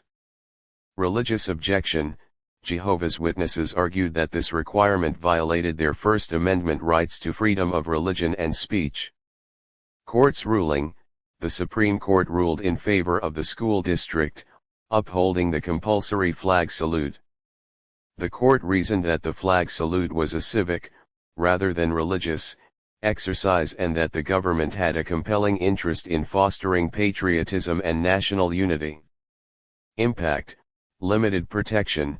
The decision established a limited right to religious freedom, recognizing that the government can compel certain forms of civic participation, even if they conflict with religious beliefs. Later challenges: the Jehovah's Witnesses continued to challenge flag salute requirements in subsequent cases, eventually leading to a more favorable ruling in West Virginia State Board of Education v. Barnett 1943, which overturned the Eugene School District decision. Balancing rights. The case highlights the ongoing tension between the government's interest in promoting civic unity and the individual's right to religious freedom. The Nuremberg Trials 1945. Why, of course, the people don't want war. Why would some poor slob on a farm want to risk his life in a war when the best that he can get out one of it is to come back to his farm in one piece? Naturally, the common people don't want war, neither in Russia nor in England nor in America, nor for that matter in Germany. That is understood. But, after all, it is the two leaders of the country who determine the policy, and it is always a simple matter to drag the people along, whether it is a democracy or a fascist dictatorship or a parliament or a communist dictatorship. Hermann Göring. The Nuremberg trials were a series of military tribunals held after World War II by the Allied powers to prosecute prominent Nazi leaders for war crimes, crimes against peace, crimes against humanity, and crimes against prisoners of war. The trials were held in Nuremberg, Germany, from 1945 to 1946. Key points about the Nuremberg trials. Purpose: to hold individuals accountable for their actions during the Holocaust and World War II. Trials: the trials were conducted by the International Military Tribunal IMT, which was composed of judges from the United States, the United Kingdom, the Soviet Union, and France. Charges: the defendants were charged with a variety of crimes, including crimes against peace, initiating aggressive wars; war crimes, committing atrocities against prisoners of war and civilians; crimes against humanity, persecuting individuals based on their race, religion, or political beliefs; genocide, the systematic extermination of a group of people. Defendants: the defendants included prominent Nazi leaders such as Hermann Göring, Joachim von Ribbentrop, and Hans Frank. Verdicts: many of the defendants were found guilty and sentenced to death, imprisonment, or fines. Legacy: the Nuremberg trials established the principle of individual criminal responsibility for war crimes and other atrocities. They also help to define the meaning of human rights and the importance of international law. Anderson v. M.T. Clemens, Puerto Rico. 1946. There is no evidence that Congress meant to redefine this common term and to set aside long-established contracts or customs which had absorbed in the rate of pay of the respective jobs recognition of whatever preliminary activities might be required of the worker by that particular job. Workweek is a simple term used by Congress in accordance with the common understanding of it. For this court to include in it items that have been customarily and generally absorbed in the rate of pay but excluded from measured working time is not justified in the absence of affirmative legislative action. Harold Hitz Burton. Anderson v. M.T. Clemens, Puerto Rico was a significant U.S. Supreme Court case that established a legal precedent for determining whether a worker's illness is compensable under workers' compensation laws. Key points. Occupational disease. The case involved a worker who developed silicosis, an occupational disease caused by inhaling silica dust. Causation. The court faced the challenge of proving that the worker's illness was directly caused by their employment. Preponderance of evidence. The court established the preponderance of evidence standard, meaning that the worker must prove that their illness was more likely than not caused by their employment. Expert testimony. The court emphasized the importance of expert testimony to establish causation in cases of occupational disease. Impact. Workers' compensation. The decision expanded the scope of workers' compensation coverage to include occupational diseases, providing compensation to workers who suffer from illnesses related to their jobs. Legal precedent. The preponderance of evidence standard established in Anderson v. M.T. Clemens, Puerto Rico has been widely adopted in workers' compensation cases. Protection for workers. The case provided greater protection for workers exposed to hazardous materials and conditions. Brown v. Board of Education, 1954. Reargument was largely devoted to the circumstances surrounding the adoption of the 14th Amendment in 1868. It covered exhaustively consideration of the amendment in Congress, ratification by the states, then existing practices in racial segregation, and the views of proponents and opponents of the amendment. This discussion and our own investigation convince us that, although these sources cast some light, it is not enough to resolve the problem with which we are faced. At best, they are inconclusive. Brown, 347 U.S. at 489. Brown v. Board of Education, 1954 was a landmark Supreme Court case that declared racial segregation in public schools unconstitutional, overturning the separate but equal doctrine established in Plessy v. Ferguson. While the case focused on the unconstitutionality of state-imposed segregation, it also raised questions about the concept of self-segregation. Self-segregation refers to the voluntary separation of individuals or groups based on race or ethnicity, often due to social, economic, or cultural factors. While Brown v. Board of Education addressed the issue of de jure segregation imposed by law, it did not directly address self-segregation. However, the case has had significant implications for self-segregation. Here are some key points to consider. Desegregation efforts. The Brown decision led to efforts to desegregate public schools across the United States. These efforts often involved busing students to schools outside of their neighborhoods, which could have unintended consequences for self-segregation. Residential segregation. While Brown focused on public schools, it also indirectly addressed the issue of residential segregation, which can contribute to self-segregation in schools. The Supreme Court has since issued decisions that have challenged residential segregation based on race. Social and cultural factors. Self-segregation can be influenced by a variety of social and cultural factors, such as historical grievances, economic disparities, and cultural preferences. These factors may continue to contribute to self-segregation even after legal barriers to de jure segregation are removed. In conclusion, while Brown v. Board of Education primarily addressed de jure segregation, it has also had implications for self-segregation. The case has led to efforts to desegregate public schools and has raised awareness of the social and cultural factors that contribute to self-segregation. While progress has been made, the issue of self-segregation remains a complex and ongoing challenge. Cumpstone v. Director of Public Prosecutions 1957.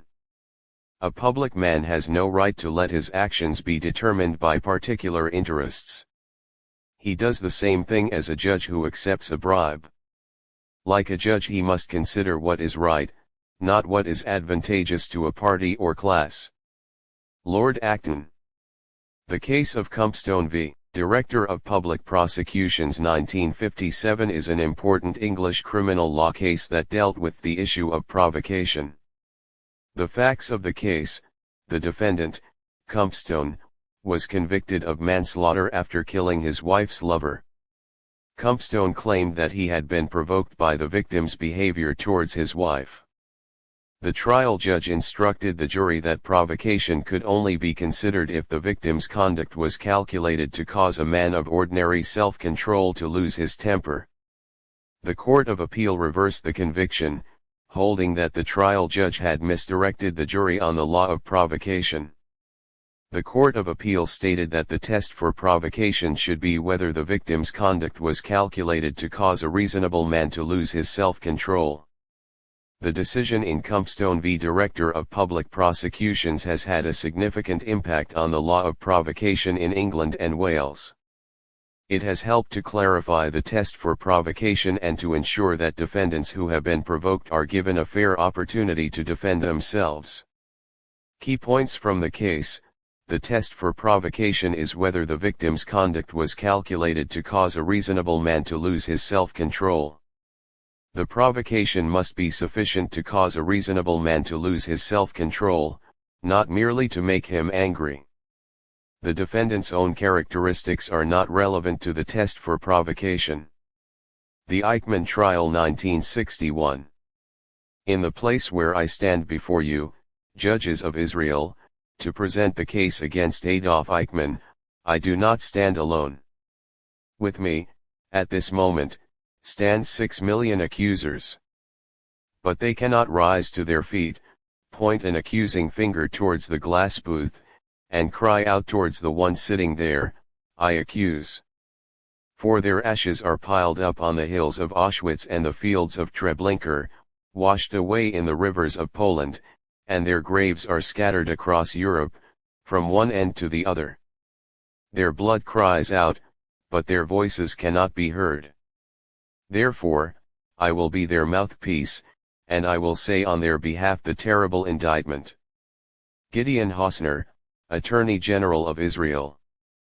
The Eichmann Trial 1961 was a significant legal event that marked a turning point in the pursuit of justice for crimes against humanity. Adolf Eichmann, a high-ranking Nazi official responsible for the deportation of Jews to concentration camps during the Holocaust, was captured by Israeli agents in Argentina and brought to Israel to stand trial. The trial was held in Jerusalem, Israel, and was broadcast worldwide. Eichmann was charged with crimes against humanity, war crimes, and crimes against the Jewish people. The trial was a landmark event for several reasons. Universal jurisdiction: the trial established the principle of universal jurisdiction, meaning that individuals can be prosecuted for crimes against humanity, regardless of where the crimes were committed or the nationality of the perpetrator or victim. This concept has been influential in international law and human rights. Historical significance: the trial brought global attention to the atrocities of the Holocaust and the importance of holding perpetrators accountable.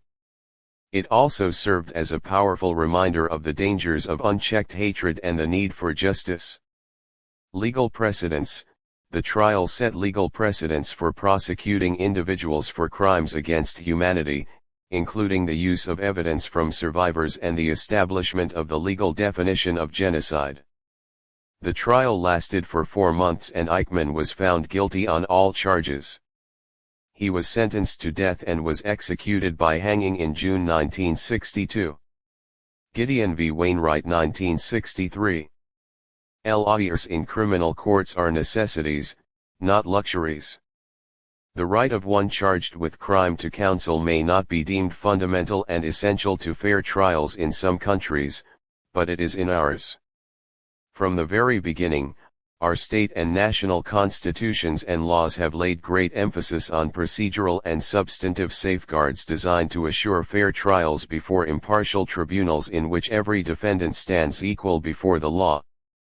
This noble ideal cannot be realized if the poor man charged with crime has to face his accusers without a lawyer to assist him. A defendant's need for a lawyer is nowhere better stated than in the moving words of Mr. Justice Sutherland in Powell v. Alabama. The right to be heard would be, in many cases, of little avail if it did not comprehend the right to be heard by counsel. Even the intelligent and educated layman has small and sometimes no skill in the science of law. If charged with crime, he is incapable, generally, of determining for himself whether the indictment is good or bad. He is unfamiliar with the rules of evidence. Left without the aid of counsel, he may be put on trial without a proper charge, and convicted upon incompetent evidence, or evidence irrelevant to the issue or otherwise inadmissible. He lacks both the skill and knowledge adequately to prepare his defense, even though he have a perfect one. He requires the guiding hand of counsel at every step in the proceedings against him. Without it, though he be not guilty, he faces the danger of conviction because he does not know how to establish his innocence. The Court. Gideon v. Wainwright is a landmark United States Supreme Court case that established that criminal defendants have a right to an attorney, even if they cannot afford one. Key points of the case. Sixth Amendment rights. The Sixth Amendment guarantees the right to an attorney in criminal cases. Indigent defendants. The court ruled that this right applies to all criminal defendants, regardless of their ability to pay for an attorney. State responsibility. The court held that states have a responsibility to provide attorneys to indigent defendants who cannot afford one. Gideon v. Wainwright is a significant precedent in American law, as it expanded the right to an attorney to include indigent defendants. This decision has had a profound impact on the criminal justice system, as it ensured that all defendants have a fair opportunity to defend themselves in court. Miranda v. Arizona 1966. The person in custody must, prior to interrogation, be clearly informed that he has the right to remain silent, and that anything he says will be used against him in court. He must be clearly informed that he has the right to consult with a lawyer and to have the lawyer with him during interrogation, and that, if he is indigent, a lawyer will be appointed to represent him. Earl Warren. Miranda v. Arizona is a landmark United States Supreme Court case that established that criminal defendants must be informed of their Fifth and Sixth Amendment rights before being interrogated by law enforcement. Key points of the case. Fifth Amendment rights. The Fifth Amendment protects individuals from self-incrimination. This means that they cannot be compelled to testify against themselves in a criminal case. Sixth Amendment rights. The Sixth Amendment guarantees the right to an attorney. This means that individuals have a right to have an attorney present during interrogations. Miranda warnings. The court established that law enforcement officers must inform criminal defendants of their Fifth and Sixth Amendment rights before interrogating them. These warnings are now known as the Miranda warnings. Miranda v. Arizona is one of the most well-known decisions in American law. The Miranda warnings have become a standard procedure for law enforcement officers, and they have been the subject of much debate and litigation over the years. Woolley v. Maynard 1977. For First Amendment principles to be implicated, the state must place the citizen in the position of either apparently or actually asserting as true the message. This was the focus of Barnett West Virginia State Board of Education v. Barnett, 319 U.S. 624 1943, and clearly distinguishes this case from that one. The defendant's membership in a class of persons required to display plates bearing the state motto carries no implication and is subject to no requirement that they endorse that motto or profess to adopt it as matter of belief. Justice Rehnquist. Woolley v. Maynard is a landmark United States Supreme Court case that addressed the issue of compelled speech. In this case, the court ruled that a New Hampshire law requiring motorists to display the state motto, "Live Free or Die," on their license plates was unconstitutional. Key points of the case: compelled speech. The court found that the New Hampshire law compelled individuals to express a particular religious belief, as the motto was derived from a Puritan prayer. Freedom of expression. The court recognized that individuals have a right to express their own beliefs, or to refrain from expressing beliefs they do not hold. Government overreach. The court held that the government cannot compel individuals to express messages that they do not endorse, even if those messages are not overtly offensive. Woolley v. Maynard is a significant precedent in the law of compelled speech, as it established that individuals cannot be forced to express government-mandated messages that they find objectionable. This case has been cited in subsequent decisions involving issues of freedom of expression and government overreach. The judgment is a discretionary judgment and, as the basis for appellate review reveal, what is required is that the sentencer must take into account all relevant considerations and only relevant considerations informing the conclusion reached. As has now been pointed out more than once, there is no single correct sentence. Markarian v. the Queen. Wong v. the Queen was a significant Australian High Court case decided in 1988. It established important principles for sentencing in criminal cases, particularly regarding the factors to be considered when determining an appropriate sentence. Key facts of the case: crime. Wong was convicted of a drug offense involving a large quantity of heroin. Sentencing. The trial judge imposed a lengthy prison sentence, taking into account the seriousness of the offense and the need for deterrence. Appeal. Wong appealed the sentence, arguing that it was excessive and that the trial judge had not adequately considered all relevant factors. The High Court's decision. The High Court upheld Wong's conviction but found that the sentence was indeed excessive. In its judgment, the court outlined several principles that should be considered when sentencing. 1. Purpose of sentencing. The court emphasized that the primary purpose of sentencing is to punish the offender, but it also serves other important functions, such as deterrence, rehabilitation, and protection of the community. 2. Factors to consider. The court identified a range of factors that should be considered when determining a sentence, including the seriousness of the offense, the offender's character and antecedents, the offender's prospects for rehabilitation, the need for deterrence, the principles of parity and consistency. 3. Individualized sentencing. The court stressed the importance of individualized sentencing, meaning that the sentence should be tailored to the specific circumstances of the case and the offender.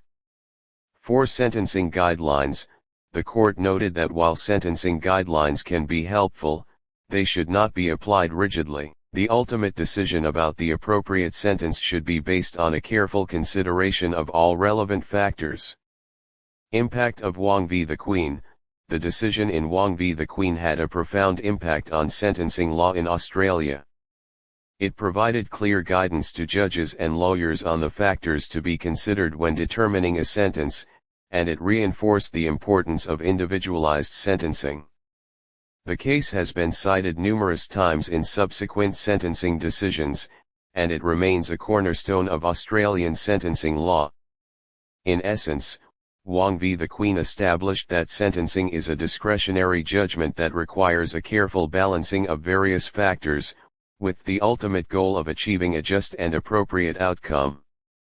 Daubert v. Merrill Dow Pharmaceuticals 509 U.S. 579, 1993. If scientific, technical, or other specialized knowledge will assist the trier of fact to understand the evidence or determine a fact in issue, a witness qualified as an expert by knowledge, skill, experience, training, or education, may testify thereto in the form of an opinion or otherwise. 1975 Federal Rules of Evidence. The Daubert standard was established by the U.S. Supreme Court in the 1993 case Daubert v. Merrill Dow Pharmaceuticals. This case involved a lawsuit brought by parents who claimed that the anti-nausea drug Bendectin caused birth defects in their children. The key issue in the Daubert case was the admissibility of expert testimony. The plaintiff's experts relied on epidemiological studies that had found a link between Bendectin and birth defects. However, the defendant's experts argued that these studies were flawed and that there was no reliable scientific evidence to support the plaintiff's claims. The Supreme Court ruled in favor of the defendant, holding that the trial court had erred in admitting the plaintiff's expert testimony. The court established the Daubert standard as a test for determining the admissibility of expert testimony in federal courts. The Daubert standard requires that expert testimony be based on reliable principles and methods and that it be relevant to the issues in the case. This means that the expert's testimony must be supported by scientific evidence and that it must help the trier of fact, judge or jury understand the evidence or determine a fact in issue. Digital Millennium Copyright Act DMCA 1998. Copyright law has got to give up its obsession with the copy. The law should not regulate copies or modern reproductions on their own. It should instead regulate uses like public distributions of copies of copyrighted work that connect directly to the economic incentive copyright law was intended to foster. Lawrence Lessig.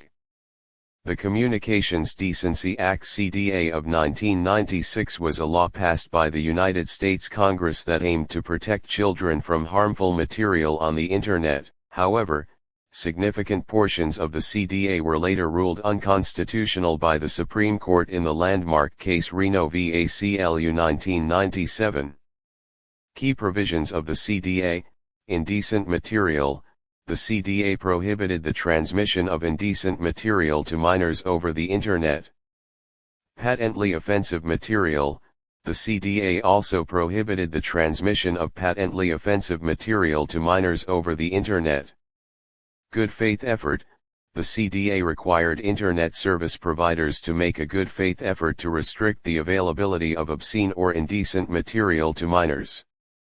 The Supreme Court's ruling, in Reno v. ACLU, the Supreme Court struck down the indecent and patently offensive provisions of the CDA, finding that they were overly broad and violated the First Amendment's protection of free speech.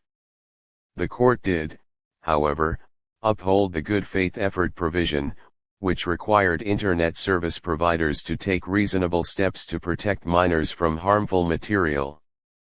Impact of the CDA. Despite its partial invalidation, the CDA had a significant impact on the development of the Internet. It led to the creation of new technologies and practices to protect children online, such as parental controls and content filtering. However, the CDA also raised concerns about censorship and the potential for government overreach. The International Criminal Court (ICC) 2002. The International Criminal Court (ICC) is an independent international court established by the Rome Statute in 1998. It is the first permanent international criminal court to have jurisdiction over individuals accused of committing the gravest crimes of concern to the international community, namely, genocide, the intentional destruction of a national, ethnic, racial, or religious group. Crimes against humanity, widespread or systematic attacks directed against a civilian population. War crimes, violations of the laws of war committed during an armed conflict. Aggression, the crime of planning, preparing, initiating, or executing an act of aggression. The ICC is located in The Hague, Netherlands. Its jurisdiction is limited to individuals who are nationals of states parties to the Rome Statute or who have committed crimes within the territory of a state party. The ICC can also exercise jurisdiction if the United Nations Security Council refers a situation to the court. Monsanto v. Schmeiser, Supreme Court of Canada in 2004. On the balance of probabilities, the defendants infringed a number of the claims under the plaintiff's Canadian patent number 1,313,830 by planting, in 1998, without leave or license by the plaintiffs, canola fields with seed saved from the 1997 crop, which seed was known, or ought to have been known by the defendants to be Roundup tolerant, and when tested was found to contain the gene and cells claimed under the plaintiff's patent. By selling the seed harvested in 1998, the defendants further infringed the plaintiff's patent. The court. Monsanto Co. v. Schmeiser was a landmark case decided by the Supreme Court of Canada in 2004 that dealt with the issue of patent infringement and the escape of genetically modified organisms (GMOs) into the environment. Case summary: genetically modified canola. Percy Schmeiser, a Canadian farmer, grew canola that had been contaminated with genetically modified canola seeds from a neighboring field. These seeds were patented by Monsanto. Patent infringement: Monsanto sued Schmeiser for patent infringement, claiming that he had knowingly used their patented technology. Supreme Court ruling: the Supreme Court of Canada ruled in favor of Monsanto, finding that Schmeiser had infringed on the company's patent by growing the genetically modified canola. Key points of the case: patent scope. The court considered the scope of Monsanto's patent and whether it extended to plants that were the result of accidental contamination. Farmers' rights. The case raised questions about the rights of farmers to save and reuse seeds, particularly in the context of genetically modified crops. Environmental concerns. The case also highlighted concerns about the potential environmental impacts of genetically modified organisms and the difficulty of controlling their spread. Implications of the case. Patent law. The case has implications for patent law, particularly in the context of genetically modified organisms and the potential for accidental contamination. Farmers' rights. The case has sparked debates about the rights of farmers to save and reuse seeds, especially in the context of genetically modified crops. Environmental policy. The case has raised questions about the need for stronger regulations and policies to address the potential environmental impacts of genetically modified organisms. Association for Molecular Pathology v. Myriad Genetics 2006. Like other chemical compounds, DNA molecules are eligible for patents when isolated from their natural state and purified, or when synthesized in a laboratory from chemical starting materials. A patent on a gene covers the isolated and purified gene but does not cover the gene as it occurs in nature. United States Patent and Trademark Office. Association for Molecular Pathology v. Myriad Genetics was a landmark U.S. Supreme Court case decided in 2013 that addressed the patentability of isolated DNA sequences. Case summary: BRCA gene patents. Myriad Genetics had obtained patents on the BRCA1 and BRCA2 genes, which are associated with an increased risk of developing breast and ovarian cancer. Patent challenge. The Association for Molecular Pathology and other plaintiffs challenged the validity of these patents, arguing that isolated DNA sequences are products of nature and therefore not patentable. Supreme Court ruling. The Supreme Court ruled in favor of the plaintiffs, finding that isolated DNA sequences are not patentable. While the court acknowledged that creating new compositions of matter can be patentable, it held that simply isolating a naturally occurring DNA sequence does not create a new product. Key points of the case: patentability of DNA. The case established a precedent regarding the patentability of DNA sequences, limiting the ability to patent naturally occurring genetic material. Medical research. the decision has implications for medical research, as it may encourage more open sharing of genetic information and reduce barriers to innovation. Economic impact. The case could have economic implications for biotechnology companies that hold patents on genetic material. Bilski v. Capos 2010. Petitioner's patent application seeks protection for a claimed invention that explains how commodities buyers and sellers in the energy market can protect, or hedge, against the risk of price changes. The key claims are Claim 1, which describes a series of steps instructing how to hedge risk, and Claim 4, which places the Claim 1 concept into a simple mathematical formula. The remaining claims explain how Claims 1 and 4 can be applied to allow energy suppliers and consumers to minimize the risks resulting from fluctuations in market demand. The patent examiner rejected the application on the grounds that the invention is not implemented on a specific apparatus, merely manipulates an abstract idea, and solves a purely mathematical problem. The Board of Patent Appeals and Interferences agreed and affirmed.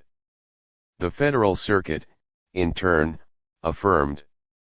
The en banc court rejected its prior test for determining whether a claimed invention was a patentable process under Patent Act, 35 U.S.C. 101, i.e. whether the invention produced a useful, concrete, and tangible result, e.g. State Street Bank and Trust Co. v. Signature Financial Group Incorporated 149 F3D 1368, 1373, holding instead that a claimed process is patent eligible if, 1. It is tied to a particular machine or apparatus, or 2. It transforms a particular article into a different state or thing.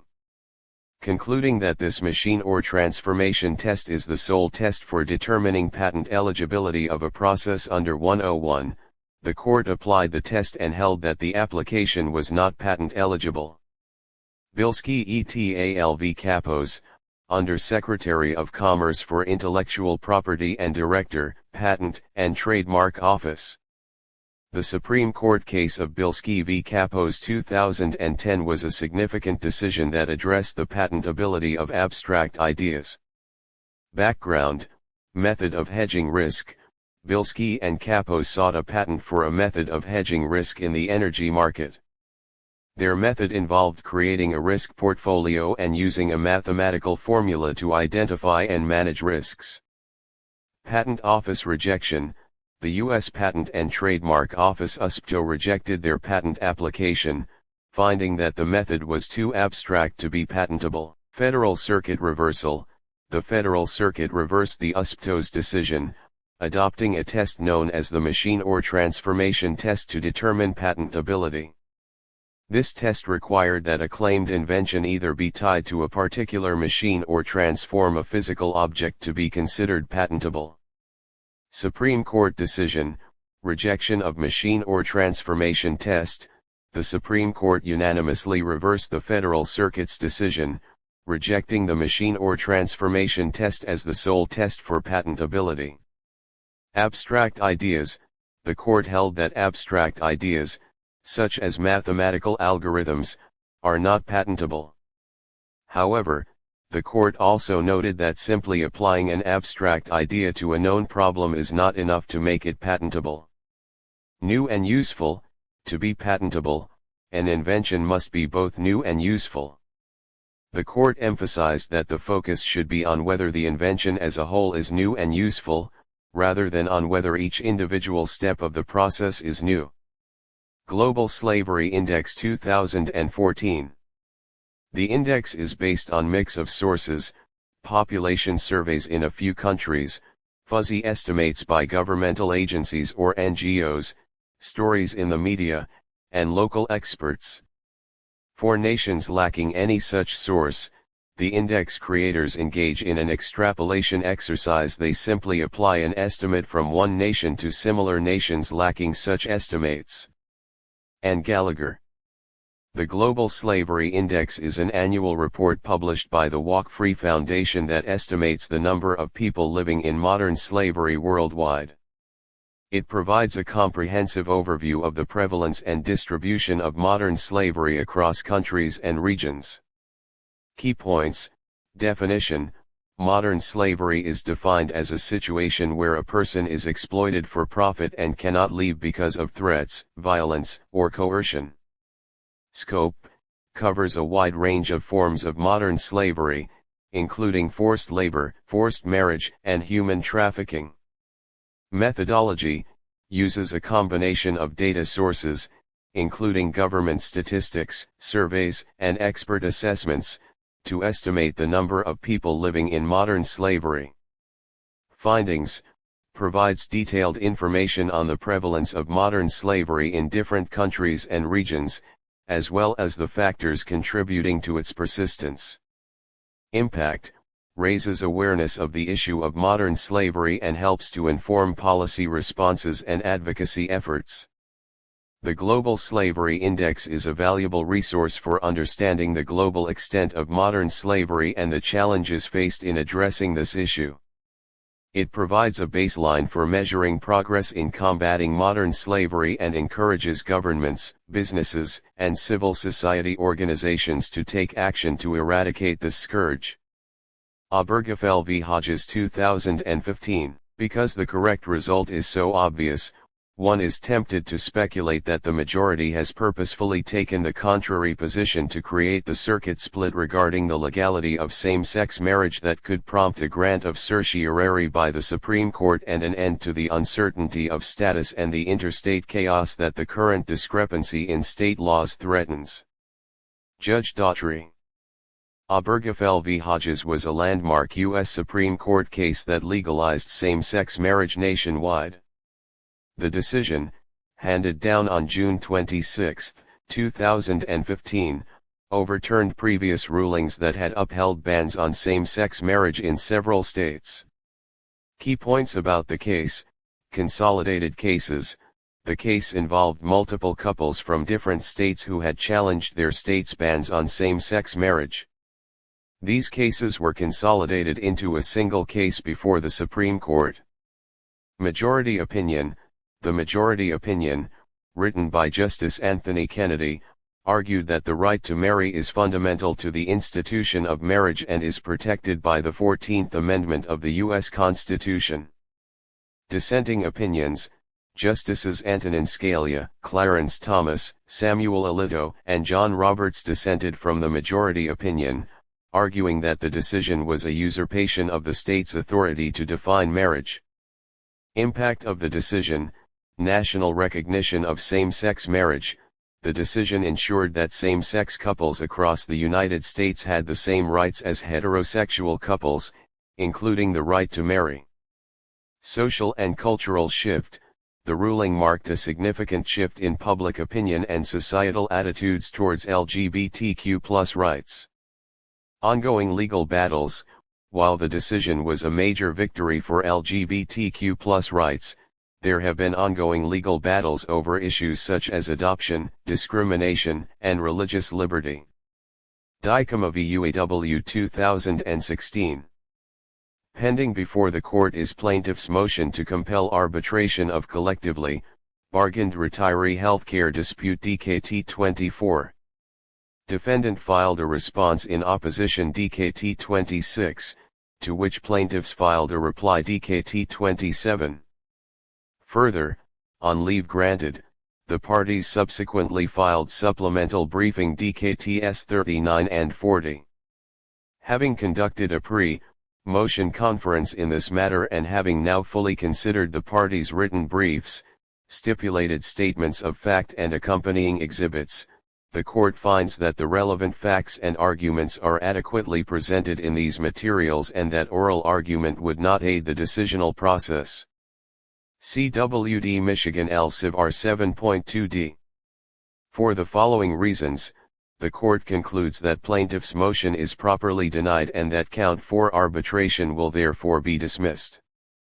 Janet T. Neff, United States District Judge. Dicom of UAW was a significant case decided by the U.S. Supreme Court in 2016 that addressed the issue of whether a union can use dues to fund political activities that are not directly related to collective bargaining. Key points of the case: union dues. The case centered on whether a union could use dues collected from its members to fund political activities, such as lobbying and supporting candidates for office. First Amendment. The plaintiffs argued that the use of union dues for political activities violated the First Amendment of the U.S. Constitution, which protects freedom of association and speech. Supreme Court ruling. The Supreme Court ruled in favor of the union, finding that the First Amendment does not prohibit unions from using dues for political activities that are not directly related to collective bargaining. Implications of the case: union power. The decision strengthened the ability of unions to engage in political activities, which can influence public policy and legislation that affects workers. Member rights. Some critics of the decision argued that it infringed on the rights of union members who may not agree with the union's political views. Political landscape. The case has implications for the political landscape, as unions can now play a more active role in shaping public policy. Darden Restaurants Incorporated v. Williamson 2018. Before the court is defendants' renewed motion to compel arbitration. Document 46. This action was brought by plaintiffs Jane Doe 1 and Jane Doe 2 collectively, plaintiffs based on, inter alia, alleged violations of Title VII of the Civil Rights Act of 1964. Title VII. Document 1. Pages 29 to 53. Defendants Darden Restaurants Incorporated GMRI Incorporated. Collectively, defendants, and Kyle Drake have moved to compel arbitration in this case, arguing that plaintiffs' claims are subject to an arbitration agreement that they signed at the start of their employment. The court finds that the dispute resolution process (DRP) at issue is not illusory, unconscionable, or lacking consideration, and does not prospectively waive plaintiffs' federal statutory rights. The court also finds that plaintiffs' claims against Drake fall within the scope of the DRP. Therefore, the court will grant the motion to compel arbitration. Document 46. Jennifer P. Wilson, United States District Court Judge. Darden Restaurants Incorporated v. Williamson was a U.S. Supreme Court case that addressed the issue of the National Labor Relations Act (NLRA) and its application to non-supervisory employees. The case involved an employee of Olive Garden, a restaurant chain owned by Darden Restaurants, who was fired after refusing to participate in a mandatory tip pooling arrangement. Key points: NLRA protection. The NLRA protects employees from retaliation for engaging in protected activities, such as forming a union or engaging in concerted activity with other employees. Tip pooling. The case involved the issue of whether tip pooling arrangements constitute protected concerted activity under the NLRA. Court's ruling.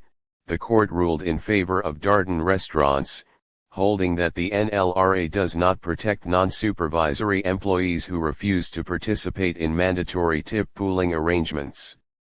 The court reasoned that tip pooling arrangements are primarily economic decisions made by employers and do not involve protected concerted activity. Impact: tip pooling arrangements. The decision affirmed the legality of mandatory tip pooling arrangements for non-supervisory employees. NLRA protection. The case narrowed the scope of NLRA protection for non-supervisory employees, limiting their ability to challenge certain employer policies and practices. Workplace relations.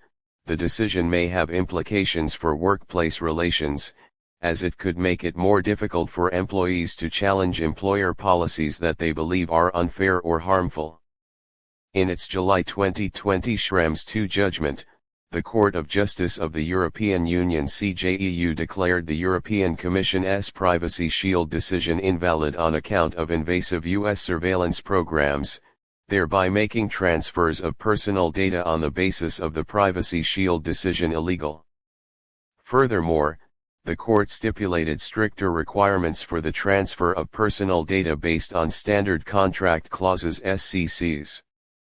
Data controllers or processors that intend to transfer data based on SCCs must ensure that the data subject is granted a level of protection essentially equivalent to that guaranteed by the General Data Protection Regulation (GDPR) and the EU Charter of Fundamental Rights (CFR), if necessary with additional measures to compensate for lacunae in protection of third-country legal systems.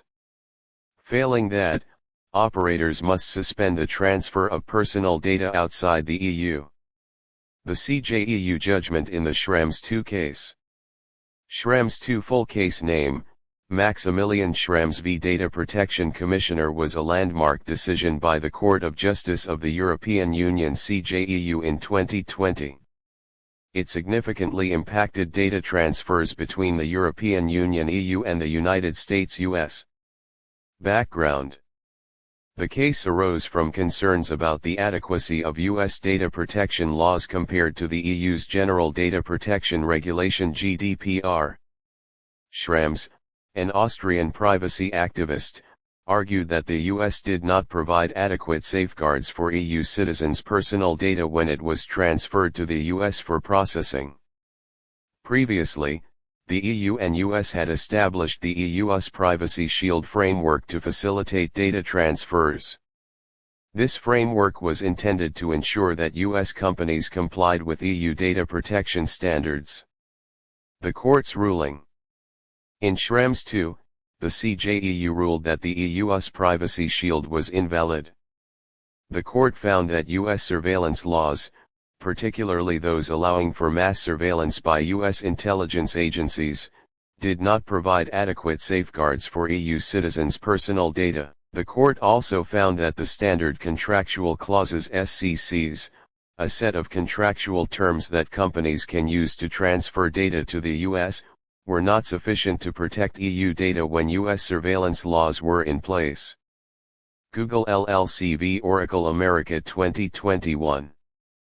In truth, in literature, in science, and in art, there are, and can be, few, if any, things, which in an abstract sense, are strictly new and original throughout. Every book in literature, science, and art, borrows, and must necessarily borrow, and use much which was well known and used before. Quoting Emerson v. Davies, 8 F. 615, 619 CCD Massachusetts 1845. The case of Google LLC v. Oracle America Incorporated is a significant legal dispute that has been ongoing for over a decade, involving intellectual property rights, copyright law, and the fair use doctrine. Background: Google developed the Android operating system, which is based on the Java programming language. Oracle, which owns the copyright to Java, alleged that Google infringed on its copyrights by incorporating certain Java API's application programming interfaces into Android without a license. Copyright infringement: Oracle argued that Google's use of Java APIs constituted copyright infringement because it copied substantial portions of Oracle's code. Fair use: Google contended that its use of Java APIs was protected by the fair use doctrine, which allows limited use of copyrighted material without permission for purposes such as criticism, comment, news reporting, teaching, scholarship, or research. Interoperability: Google also argued that the Java APIs were necessary for interoperability between Android applications and existing Java-based software. Court rulings: Federal Circuit Court. In 2012, the Federal Circuit Court ruled in favor of Google, finding that its use of Java APIs was protected by fair use. Supreme Court: Oracle appealed the decision to the U.S. Supreme Court, which heard the case in 2018. The Supreme Court reversed the Federal Circuit's ruling and remanded the case back to the lower court for further proceedings. Federal Circuit Court second time, in 2021, the Federal Circuit Court again ruled in favor of Google, finding that its use of Java APIs was protected by fair use. Moore v. Harper, 600 U.S. 1 2023. The times, places, and manner of holding elections for senators and representatives, shall be prescribed in each state by the legislature thereof, but the Congress may at any time by law make or alter such regulations, except as to the places of choosing 6 senators. General Assembly. Moore v. Harper, 600 U.S. 1 2023, is a significant U.S. Supreme Court case that addressed the independent state legislature theory. This theory posits that state legislatures have sole authority over federal elections, free from interference by state courts. Key points of the case: independent state legislature theory. The court considered whether the Elections Clause of the U.S. Constitution grants state legislatures exclusive authority over federal elections, insulating them from state court review.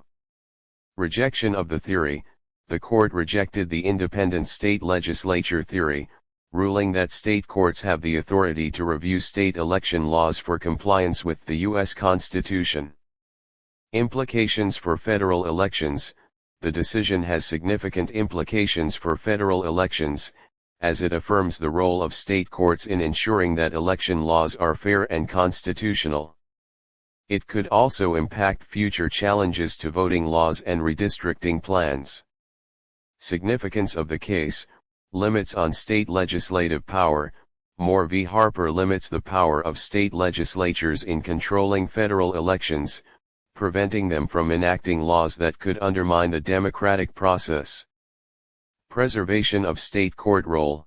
The decision preserves the role of state courts in safeguarding the integrity of federal elections and protecting the rights of voters.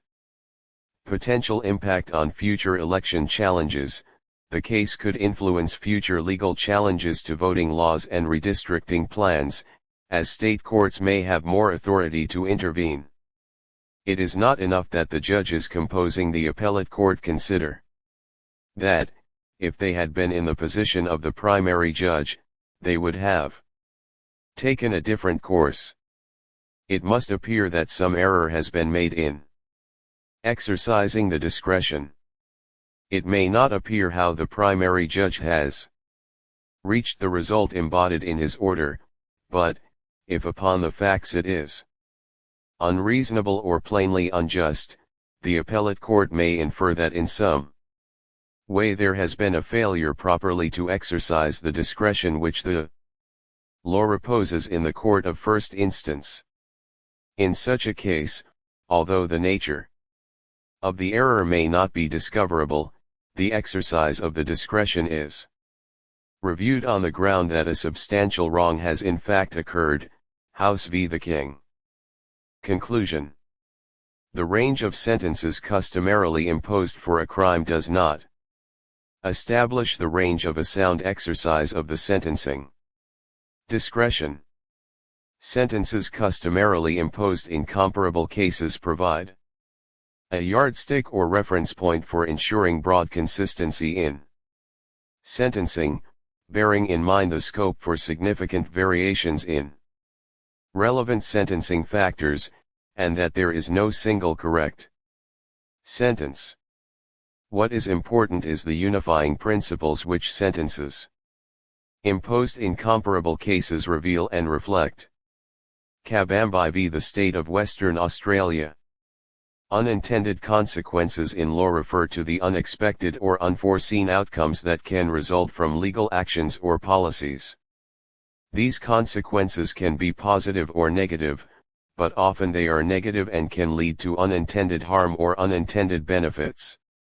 Here's a breakdown of how unintended consequences can arise in law. Laws that are too broad or too narrow can lead to unintended consequences. For example, a law that is too broad may catch innocent people in its net, while a law that is too narrow may fail to address the intended problem. Complex laws can be difficult to understand and enforce, leading to unintended consequences. For example, a complex tax law may create loopholes that allow wealthy individuals to avoid paying taxes. Lawmakers may fail to consider the potential unintended consequences of their actions. For example, a law banning a particular substance may lead to the emergence of more dangerous substances. Unforeseen circumstances can cause unintended consequences. For example, a law intended to protect the environment may have unintended consequences for the economy. Examples of unintended consequences in law: the war on drugs has led to mass incarceration, particularly of people of color, and has fueled the growth of black markets for drugs. No-fault divorce laws have made it easier for couples to divorce, but they have also led to an increase in the number of children who grow up in single-parent households. Minimum wage laws are intended to protect workers, but they can also lead to job losses and higher prices for goods and services.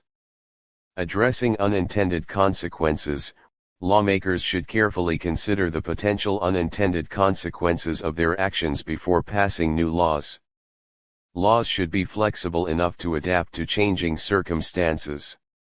Laws should be regularly evaluated and reviewed to identify and address unintended consequences. Public input can help to identify potential unintended consequences of laws. By carefully considering these factors, lawmakers can help to minimize the risk of unintended consequences in law. The inclusion-exclusion paradox, also known as Simpson's paradox, is a statistical phenomenon where a trend appears in one data set, but reverses when the data is aggregated. This can lead to misleading conclusions and biases in legal cases that rely heavily on data analysis. Understanding the paradox. Imagine a hypothetical legal case involving a new medical treatment. When analyzed at the aggregate level, the treatment appears to be effective in reducing mortality rates. However, when the data is broken down by age group, it becomes apparent that the treatment is actually harmful for younger patients. This is an example of the inclusion-exclusion paradox, where the overall trend is obscured by the presence of subgroups with different patterns. Implications for legal cases. The inclusion-exclusion paradox can have significant implications for legal cases that rely on data analysis. For example, false accusations. In discrimination cases, aggregated data might suggest that a particular group is being treated unfairly. However, when the data is disaggregated, it may become clear that there is no discrimination at the individual level. Erroneous policy decisions. Policy decisions based on flawed data analysis can have unintended consequences. For instance, a policy designed to improve educational outcomes might inadvertently harm certain student subgroups. Misleading expert testimony. Expert witnesses who fail to consider the inclusion-exclusion paradox may provide misleading or incomplete evidence. Addressing the paradox. To avoid the pitfalls of the inclusion-exclusion paradox in legal cases, it is essential to adopt a more nuanced and data-driven approach. Disaggregate data, break down data into smaller, more granular subsets to identify trends that might be obscured at the aggregate level. Consider contextual factors. Examine the context in which the data is collected to understand the factors that might be influencing the observed trends. Control for confounding variables. Ensure that the observed trends are not due to extraneous factors that are correlated with both the independent and dependent variables. Transparency and openness. Be transparent about the data sources and methods used to allow for scrutiny and verification. Interdisciplinary collaboration. Collaborate with experts from different fields to bring diverse perspectives and expertise to the analysis. By adopting a more rigorous and data-driven approach, lawyers, judges, and policymakers can mitigate the risks associated with the inclusion-exclusion paradox and ensure that legal decisions are based on accurate and reliable evidence. Linguistic reform. The process of altering or standardizing a language is often a contentious issue with significant legal and societal implications. While it can be a powerful tool for promoting national unity, preserving cultural heritage, or facilitating communication, it can also raise concerns about individual rights, cultural imperialism, and the erosion of linguistic diversity. Constitutional rights and linguistic reform. One of the primary legal considerations in linguistic reform is the protection of individual rights, particularly the freedom of speech and the right to equal protection under the law. Laws that restrict the use of certain languages or dialects can be challenged on the grounds that they infringe on these fundamental freedoms. For instance, language laws that discriminate against minority languages or dialects may violate principles of equal protection. Cultural preservation and linguistic diversity. Linguistic reform can be a powerful tool for preserving endangered languages and promoting linguistic diversity. By implementing policies that support the use of minority languages or revitalize dying languages, governments can help to protect valuable cultural heritage. However, it is essential to ensure that such reforms do not inadvertently promote cultural imperialism or undermine the rights of individuals who speak other languages. Societal values and linguistic reform. The propriety of linguistic reform is also influenced by broader societal values and goals. In some countries, linguistic reform may be seen as a way to promote national unity and cohesion, particularly in societies with diverse linguistic backgrounds. By establishing a common language, governments can foster a sense of shared identity and facilitate communication among different groups. On the other hand, linguistic reform can also have negative consequences for individual rights and societal diversity. For example, if a language reform is implemented too forcefully or without adequate consideration for the needs and preferences of different groups, it can lead to social unrest and resentment. Additionally, the imposition of a dominant language can erode linguistic diversity and marginalize minority language speakers. Balancing competing interests. The challenges of linguistic reform lie in balancing competing interests and finding ways to promote both national unity and cultural diversity. Governments must carefully consider the potential benefits and drawbacks of linguistic reform and ensure that any policies they adopt are consistent with their constitutional obligations and societal values. Education reform, like linguistic law cases, involves balancing competing interests and navigating complex legal and societal issues. While they may seem distinct at first glance, there are several parallels between these two areas. 1. Balancing competing interests. Both education reform and linguistic law cases often involve balancing competing interests. In education reform, the goal is to provide a quality education for all students while ensuring that schools meet societal needs and are accountable for their performance. In linguistic law cases, the courts must often weigh the rights of individuals to use their preferred language against the interests of the state in promoting national unity or preserving cultural heritage. 2. Constitutional rights. Constitutional rights play a crucial role in both education reform and linguistic law cases. In education reform, the right to a free and appropriate public education is often at the center of debates about school funding, curriculum content, and student assessment.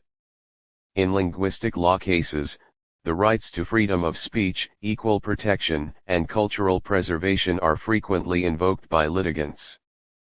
3. Societal values. Societal values and beliefs shape both education reform and linguistic law cases.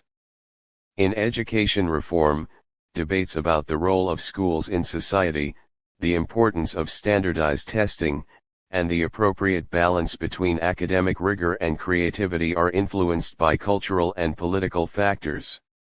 In linguistic law cases, the courts must consider the societal implications of language policies, such as their impact on national unity, cultural diversity, and individual rights. 4. Policy implementation.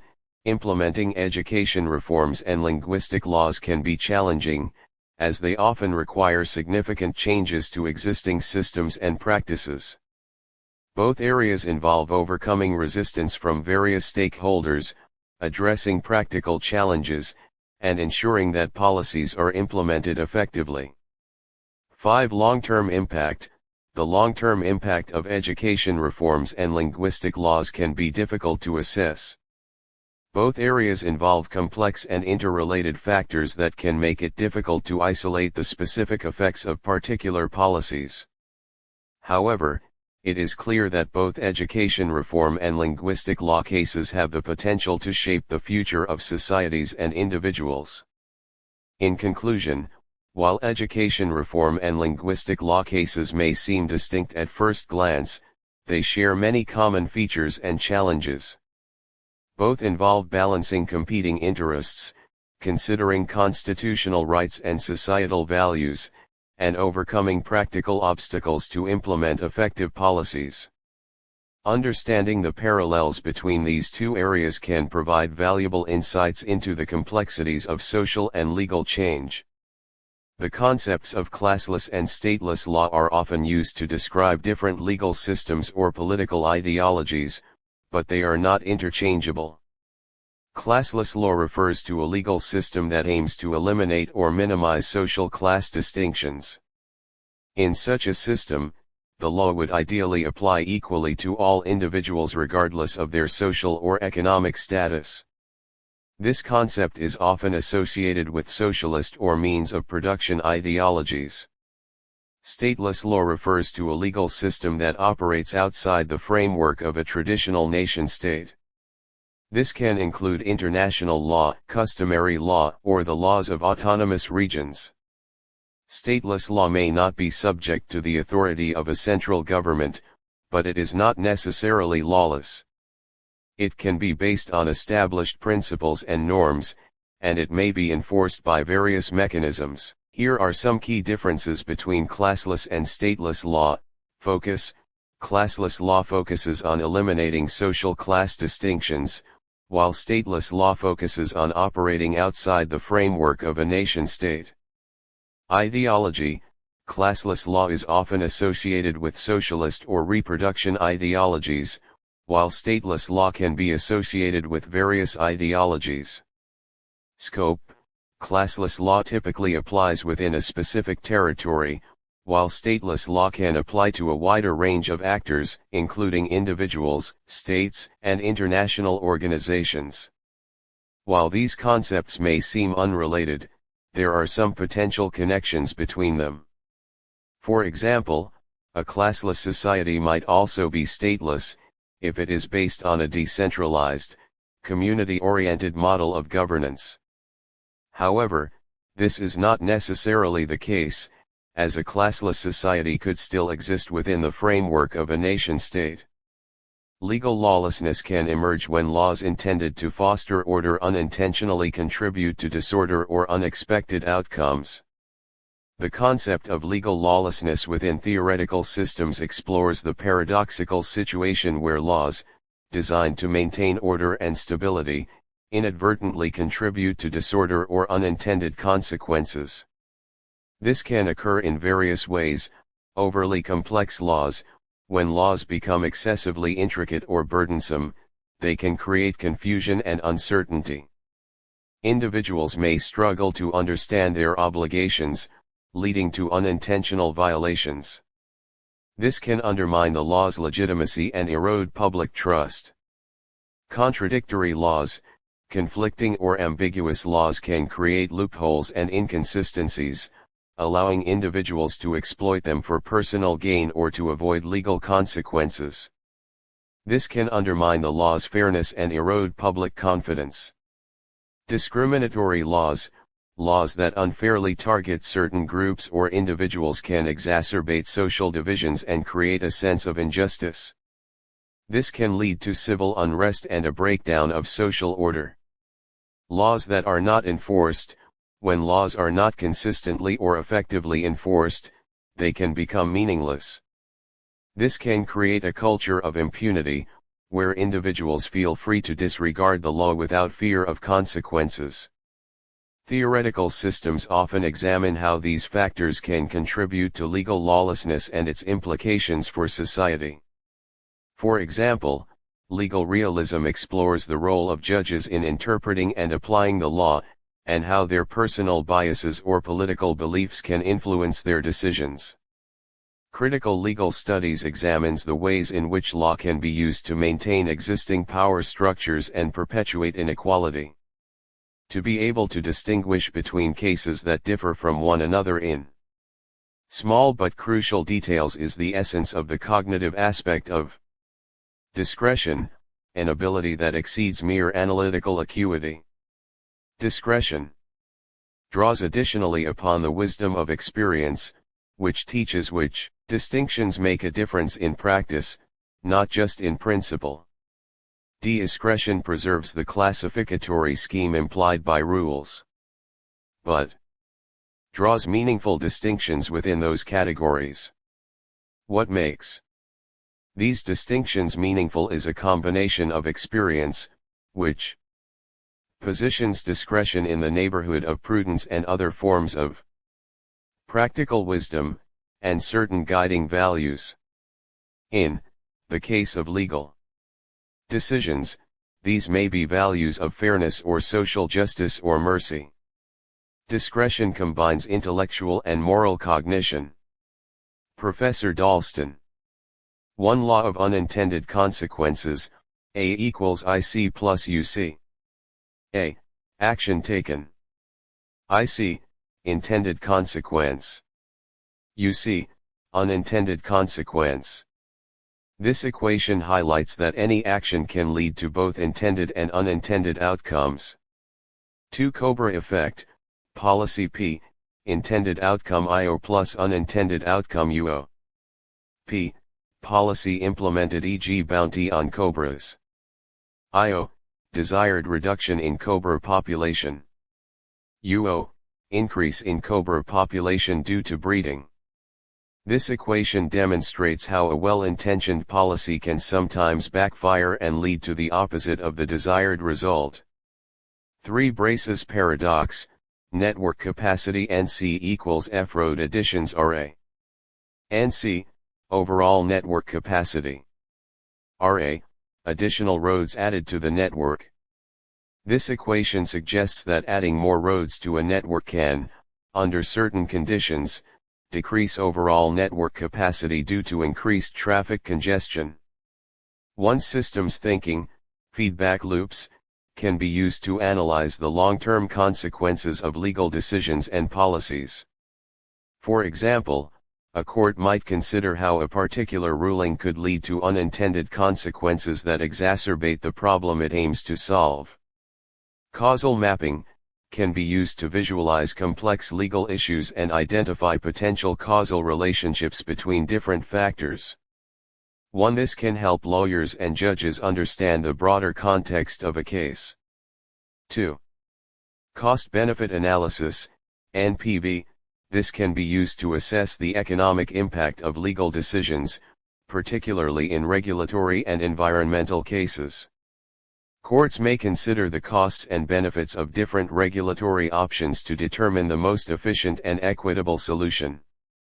3. Risk assessment, this can be used to evaluate the potential risks associated with a particular legal decision or action. For example, a court might consider the risk of harm to individuals or society as a whole when making a ruling. 4. Scenario planning, this can be used to develop different scenarios and assess their potential outcomes. For example, a lawyer might use scenario planning to anticipate potential legal challenges and develop strategies to mitigate risks. 5. Social impact assessment, this can be used to evaluate the social, cultural, and environmental impacts of legal decisions. For example, a court might consider the impact of a particular ruling on marginalized groups or communities. 6. Ethical considerations, ethical frameworks can be used to guide legal decision-making and ensure that decisions are fair, just, and equitable. 1. Precision and clarity, both fields prioritize precise language. Legal documents and academic papers aim to convey complex ideas with clarity and precision. This often involves using formal language, avoiding ambiguity, and defining terms explicitly. Use of technical language. Both legal and academic writing rely on specialized terminology to convey specific concepts. This can make the writing dense and challenging for non-experts to understand. 2. Evidence-based argumentation, citations and references. Both legal and academic writing heavily rely on citations and references to support claims and arguments. This practice helps to establish credibility and demonstrates the rigorous research underpinning the work. Logical structure. Both types of writing often follow a structured format, with clear introductions, body paragraphs, and conclusions. This logical structure helps to organize complex arguments and guide the reader through the text. 3. Formal style, formal tone and style. Both legal and academic writing typically adopt a formal and objective tone. This style avoids personal opinions and emotional language, and focuses on presenting information in a clear and concise manner. Passive voice. The use of the passive voice is common in both legal and academic writing, as it can help to emphasize the objectivity of the information being presented. 4. Rigorous analysis, critical analysis. Both legal and academic writing involve analyzing complex issues and presenting well-reasoned arguments. This often requires breaking down complex problems into smaller components and examining them from multiple perspectives. Attention to detail. Both fields require a high level of attention to detail, as even minor errors can have significant consequences. This meticulous approach is reflected in the careful editing and proofreading that goes into both legal and academic writing.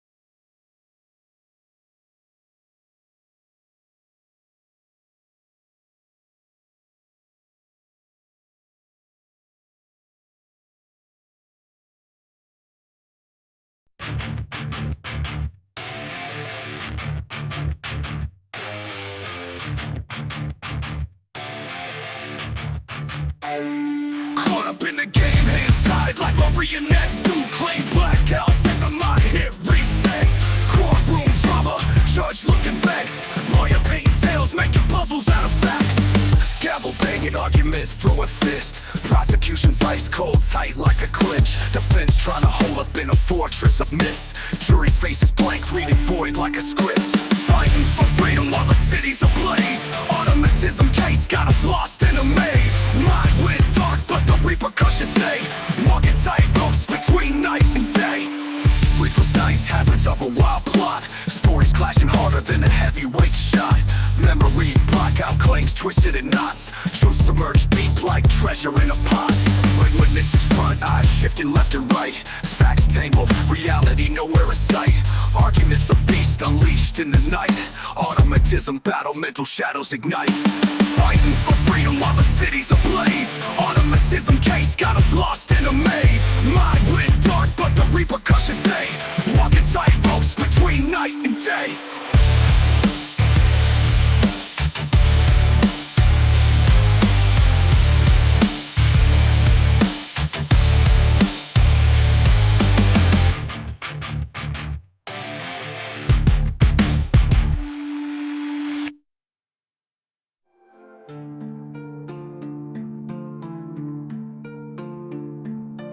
Caught up in the game, hands tied like marionettes do claim blackouts, set the mind hit reset. Courtroom drama, judge looking vexed.